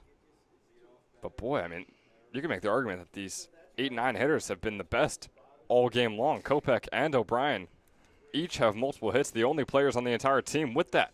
Kopech is going to fly this one out into right field. Gardner will make the catch for out number 1. But like I said, both 8 and 9 have multiple hits. It brings on Casey O'Brien, who's 2 for 2. 7, 8, 9 hitters are 5 for 8 with 2 walks and 2 runs scored. And that's more combined hits than the entire rest of the lineup. Oh boy, have they really showed up. Big part of the reason why the Miners enjoy this 5-run lead here with just a couple innings left to play in this 7-inning game 1 of the doubleheader. Kopech is 2 for 3. Starts off with a 0-1 count. He's got Bodker over there on first. Off goes Bodker over to second, but it's fouled off. Would have easily been safe had that ball been in play. You got to keep an eye on him over there. Kind of since he hasn't thrown over, he hasn't really held his runners on. Hasn't had the opportunity. With a bunch of guys on base, second base not open. I want to see a throw over here. And how about Brandon Wozniak having just 8 more pitches than Conoscenti while throwing 3 more innings? It's an impressive performance. And that one from Conoscenti, the breaking ball. He keeps going back to it, and often we see it sail over the batter's helmet, and we see it again right there on O'Brien. See, that's a warranted duck. That one was not cutting into the strike zone. I Yeah. I agree with you there. Here's the 1-2. And make it a 2-2. Fastball is high and inside. Conoscenti seems like he's able to get a couple strikes early on in these counts, and then starts to lose it. 2-2 pitch with Bodger on first and an out on the board. Swung on, and it's going to find the gap out into right field. Looked like O'Brien barely even went around.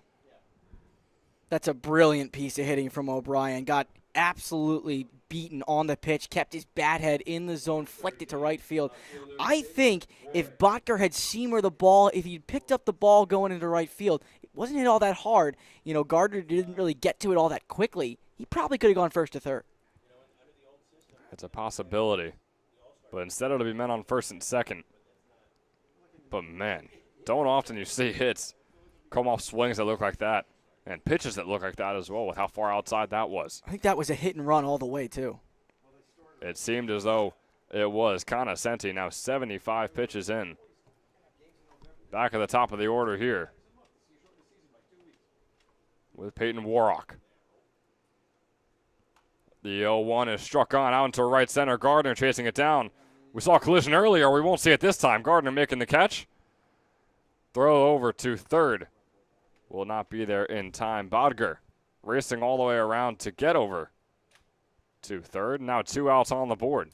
Number 11, shortstop, Zach Vinchester. And John, I don't know about you, but I think I was getting a little deja vu. Oh, right, yeah. right there, seeing that shot out into right center, seeing both the center fielder and the right fielder chasing it down. Boy, it looked like another close call, but solid job from Schaefer to go around and not straight through. Much too close for comfort there. Brings on Zach Pashesky. He's hitless today. We're at the 5th time through the order in the 6th inning. They've had their reps, that is safe to say, for the Miners. Pashesky has gotten on base only once via a walk. 2 strikeouts to his name as well. Faces a 2-0 count after that fastball is just a bit too high.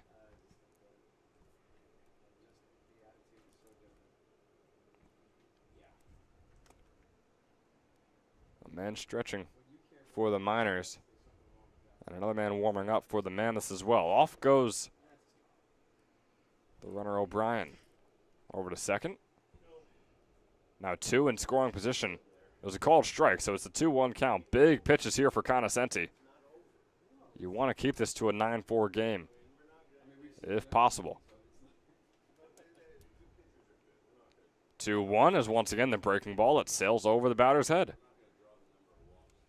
Luckily, it's good reaction time from Pashesky.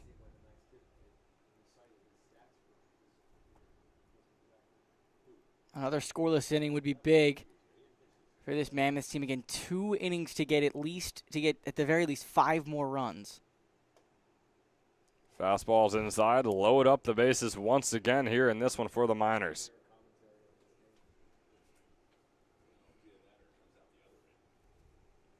Bringing on Jake Milan, who is also hitless, but has walked twice. He's 0 for 2.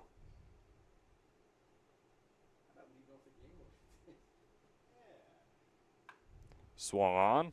Just fouled off, just barely grazing past his coach. The first base coach over there.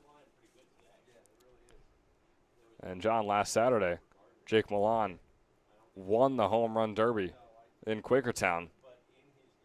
And how incredible would one right here be? It'd be the game ender. It'd be the blowing everything open. Would absolutely be the nail in the coffin. That fastball is going to be far too inside, nearly hitting Milan on the elbow. Thought it did hit him. I thought I heard the connection there, but must have just gotten out of the way. So here's the 1-1. Bases loaded, 2 outs. Conoscenti over 80 pitches now.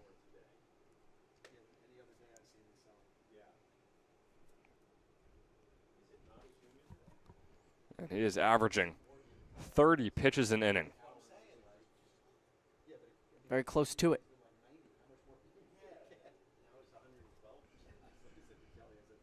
Here's the 2-1. Popped up by Milan and fouled. Sails just over the press box and out into the parking lot. Now, you know Milan is a prolific hitter. He has power. You can't just give him a cookie down the middle, but you've got to give him a strike. You don't want 3-2 because the runners will be in motion, and a double, that clears the bases. A .213 hitter on the summer. He's got a 2-2 count. Skies that one up. Kopcho taking a few steps back and to the right. Makes the catch for out number 3 here in the top of the 6th. And yet another scoreless inning for the Miners. Their second straight after scoring at least 1 in each of the first 4. It brings on the Mammoths once again. They have 6 outs to work with to make up 5 runs. It all starts in the bottom of the 6th, and we'll see you there.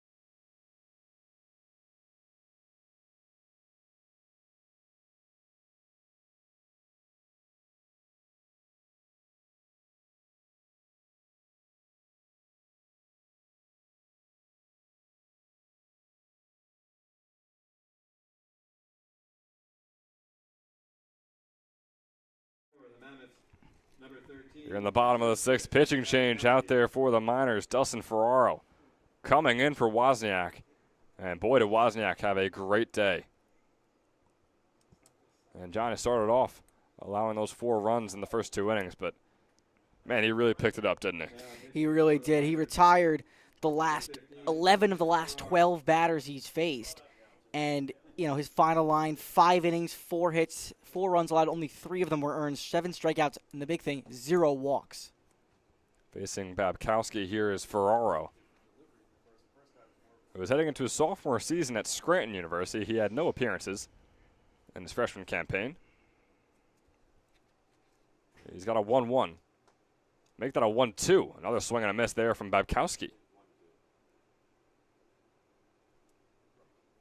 Ferraro has pitched 14 innings, been credited with a win and a loss. He's allowed 15 hits and 7 earned runs for a 3.5 ERA on the summer. 1-2 pitch.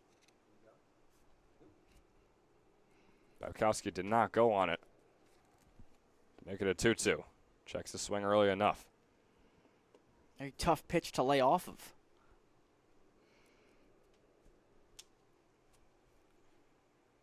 Ferraro's 2-2 pitch is going to be a fastball too far inside, bringing up a full count.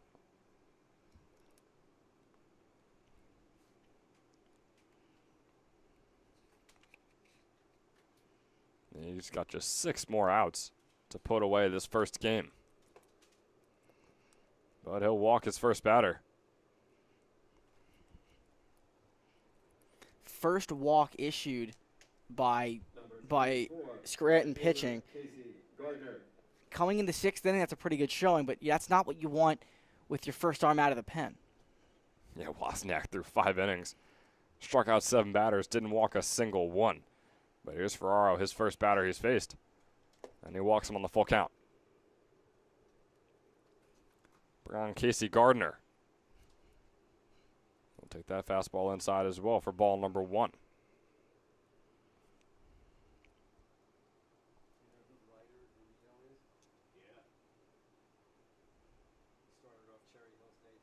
Here is the 0-1.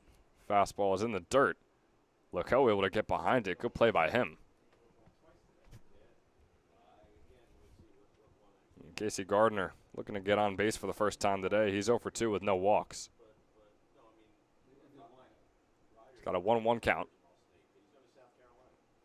Fastball once again in the dirt from Ferraro. Leco making some good stops in this inning. Hasn't really had to deviate away from his crouch very much because Wozniak had a great deal of control. But here he's getting his work in. And that fastball is going to be in there. It's a very high arching pitching motion that Dustin Ferraro uses. Very high to low, and maybe that's why we see some of those balls in the dirt. It's also how he gets a lot of that speed on those strikes, and we just saw another one right there, 2 straight on Casey Gardner. He goes around on that one to give himself a 2-2 count.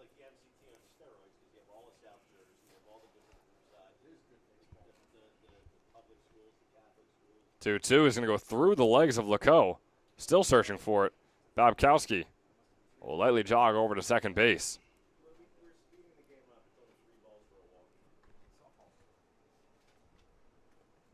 Number 15, third baseman Ronnie Copcho.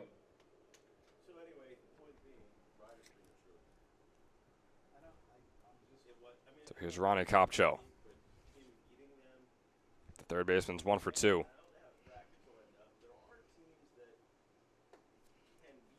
Mammoths have not been able to go through their lineup nearly as much as the Miners have. This is an opportunity for the Mammoths. Nobody out. You know, you can see if your lineup can turn over. The bottom of the order if the bottom of the order can get it done, this could be a big inning for a team that hasn't scored since the 2nd. They have 6 outs to work with. They have a runner on second and first. They trail by 5.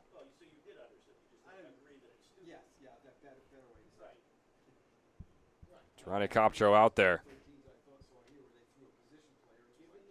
The righty hitter. And the fastball will once again be too low. This time not in the dirt, but still. Scranton's hoping that Ferraro can find some similar control that Johnny mentioned Wozniak had in those first 5 innings. Gets a little bit of it there. Find the corner to make it a 2-1.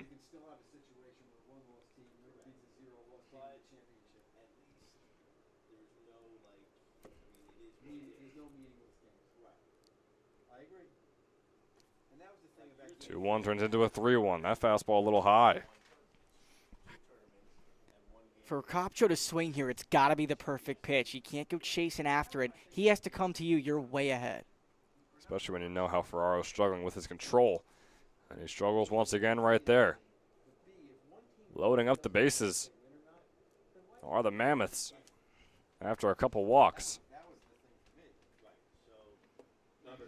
So after, again, not allowing a walk the entire 5 innings, Wozniak, Ferraro has issued the walk to the first 3 batters he's faced, and now the tying run's on deck. And boy, what a rally it would be here in the 6th inning if the Mammoths can come back all the way. And I'm sure they would appreciate just a few runs at all here. That one going through the legs of Leco. Babkowski comes home, and it's the 5th of the game for the Mammoths, cutting the lead down to 4.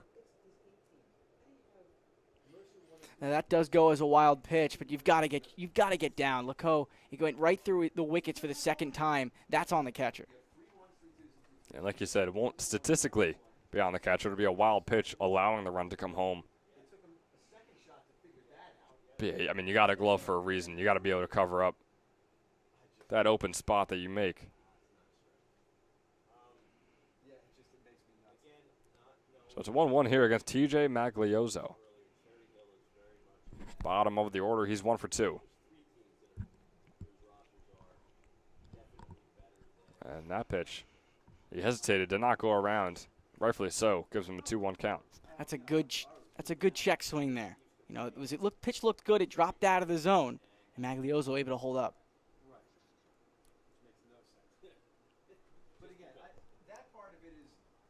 And Magliozzo walking after that pitch. So 4 straight walks to begin the outing.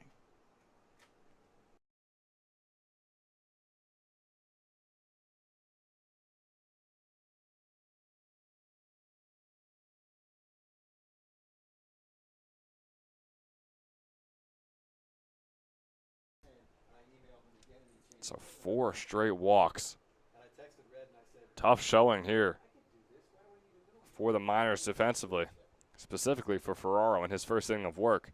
Now going up against the top of the order in James Schaefer.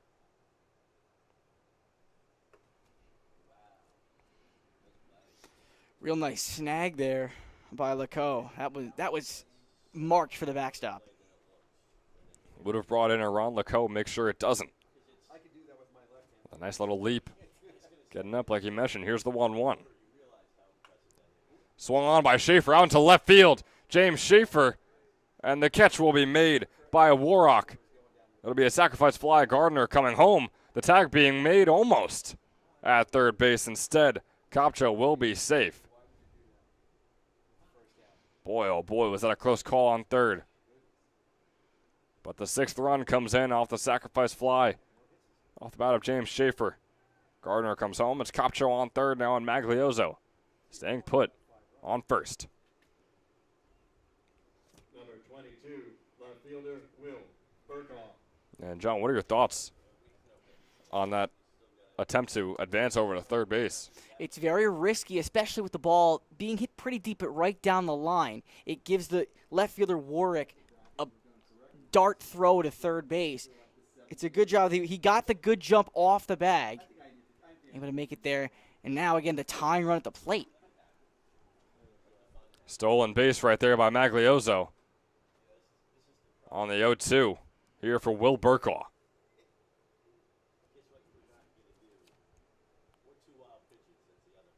Big pitch here from Ferraro. Can get his 2nd out of the inning. Solid hitter, though. Will Burkaw is 2 for 3. Looking for another one here. He grounds it right over to O'Brien.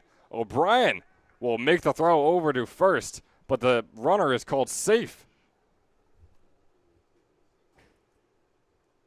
Boy, it was a hard throw from O'Brien. And a solid catch from Milan as well. But Will Burkaw beating it. Number 12, And getting over there on first. Cornier. And now make the lead just 9-7.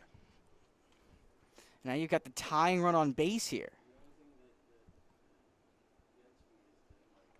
And that's a tough play for O'Brien to make. It wasn't hit very hard. He was charging in on it. He had to make the throw off balance. It was a good throw, just late.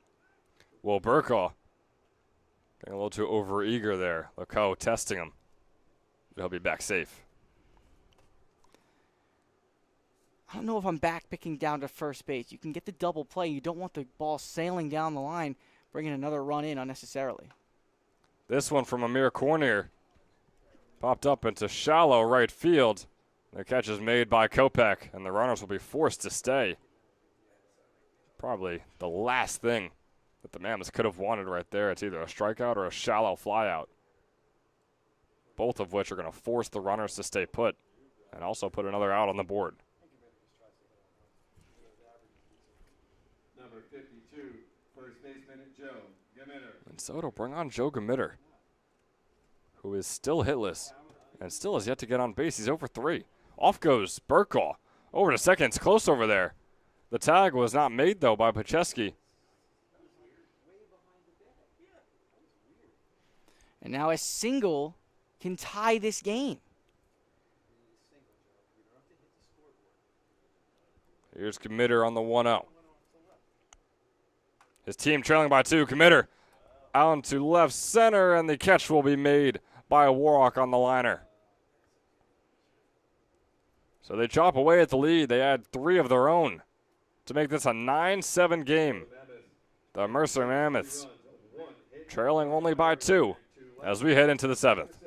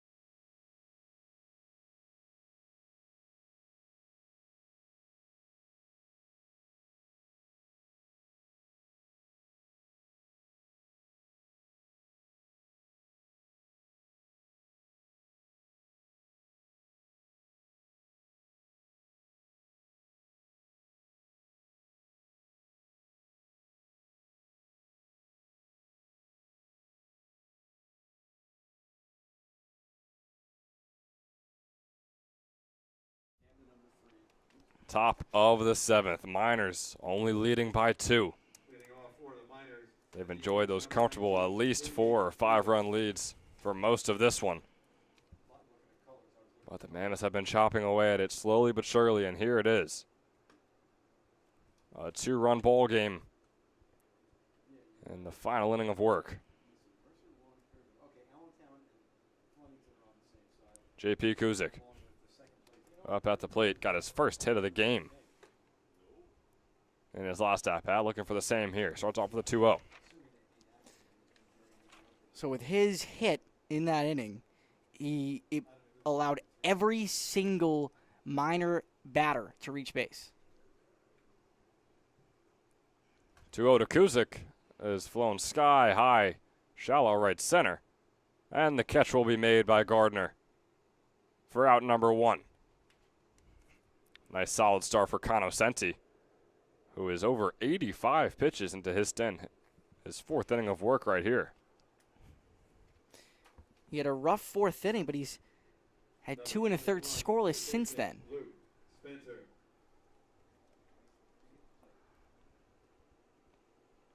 Brings up Luke Spencer. He walked in his first 2 at-bats and is also 1 for 2. And so things off with a fastball strike.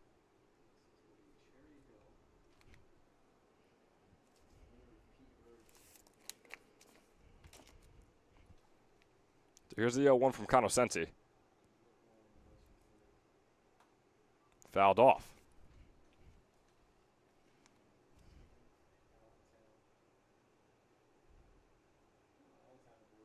Spencer, 21 walks compared to his 18 strikeouts.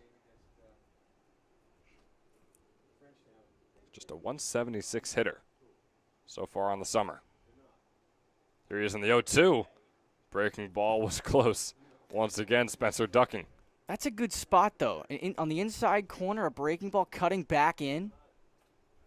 That's a pitch that you want to be able to hone and use to your advantage. And you wonder why Conoscenti kept throwing those breaking balls when they kept going at the batters' heads.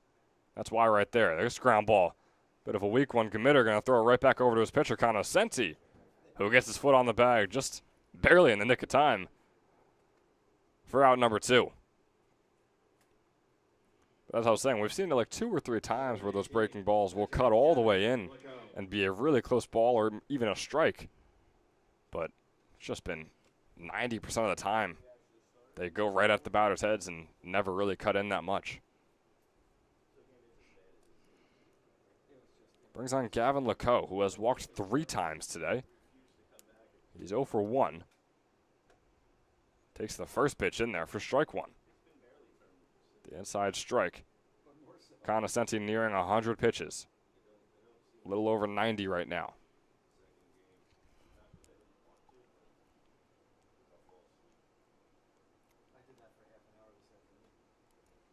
A 1 turns into a 1-1 as that one's low and away on that fastball.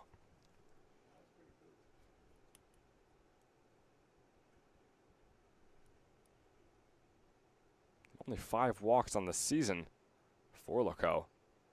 Make it 8 just with this game alone. Faces a 1-2 as that fastball finds the zone once again. Conoscenti looking solid so far here in the 7th.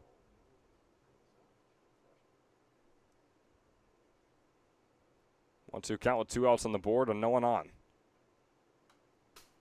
Fouled off. You know, keeping the Mammoths in the game, obviously the #1 priority for Conoscenti. He's bared down over the last 2 innings, trying to find the first 1-2-3 inning of the day for Mammoth pitching. It has been a rough day, to say the least, for Mammoth pitching. Could put it away. Could put the game away in a good way defensively and give your offense a chance to come back. It's a 2-2 pitch. Coming up here after that fastball. It's a little too far inside at Lecoe, who's still looking for his first hit of the day. 2-2. Popped up sky high. Committer going to chase it down. It looks to be foul over the fence. And it will be. We're coming up on the 99th pitch of the outing for Conoscenti. More than he's ever thrown so far this summer. We'll see if he reaches triple digits or if he's able to put his relief stint to bed right here. The 2-2. It's flying out to center field. It's a shallow one. In comes Schaefer, making the catch, doing a little leap as he makes the grab as well for out number 3. And like John said, it's the first 1-2-3 inning for the Mammoths, and it comes in the 7th. They trail by just 2. They have 3 outs to work with when we come back in the bottom of the 7th. And for anyone out there, 6:55 is your time right now. Perfect dinner time, in my opinion, and the perfect place to go would be Wildflowers Inn Restaurant. It is located right on the Circle in Pennington, New Jersey, and they are one of the best casual dining experiences offered in town. They got a wide variety of food and some of the best pizza you will ever taste, so stop by after game 1 tonight. But make sure to be right back with us for game number 2, which will start approximately a half hour after this one's all said and done. But before that happens, we got the bottom of the 7th. 3 outs to work with are the Mammoths, who trail by 2. We'll be right back.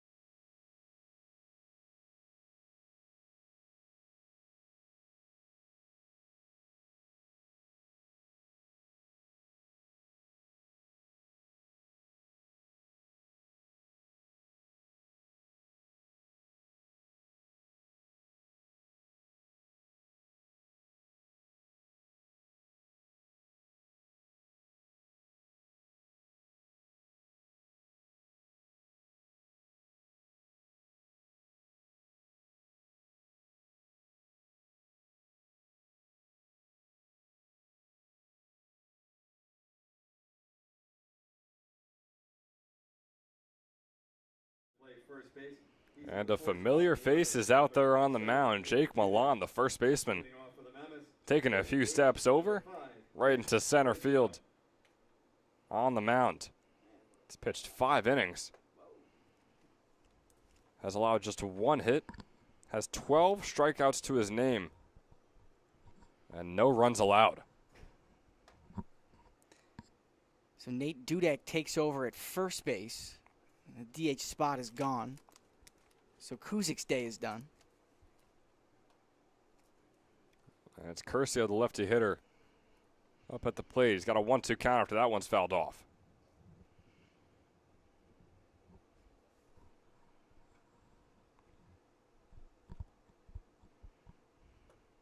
Curcio's 4th pitch will be just a bit outside. So here's the 2-2 on the man who started the game on the mound for the Mammoths. And that one's in there. Make it the 13th strikeout of the season for Jake Milan. And boy, Chris Nabkowski. talk about a closer to be able to throw out there with a 2-run lead.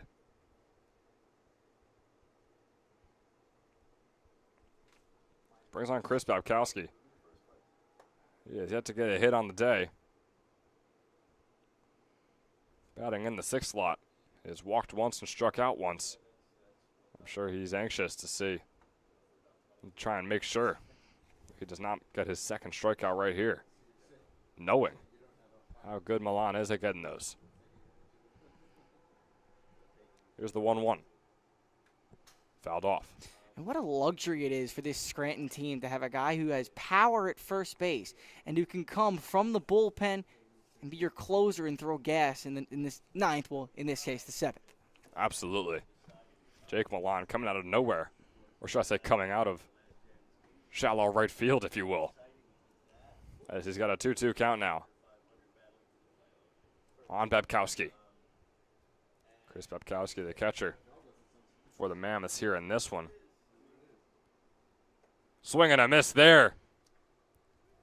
2 up, 2 down, both by strikeout.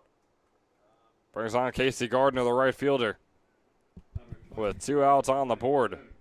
Jake Milan has been ruthless out there on the mound for the short time we've seen him.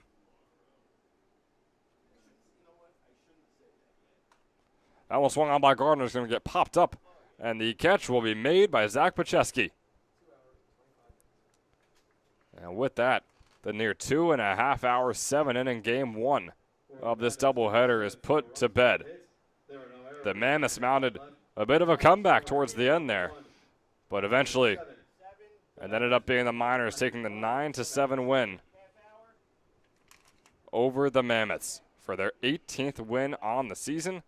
And as of right now, they now hold the #1 spot in the ECCBL.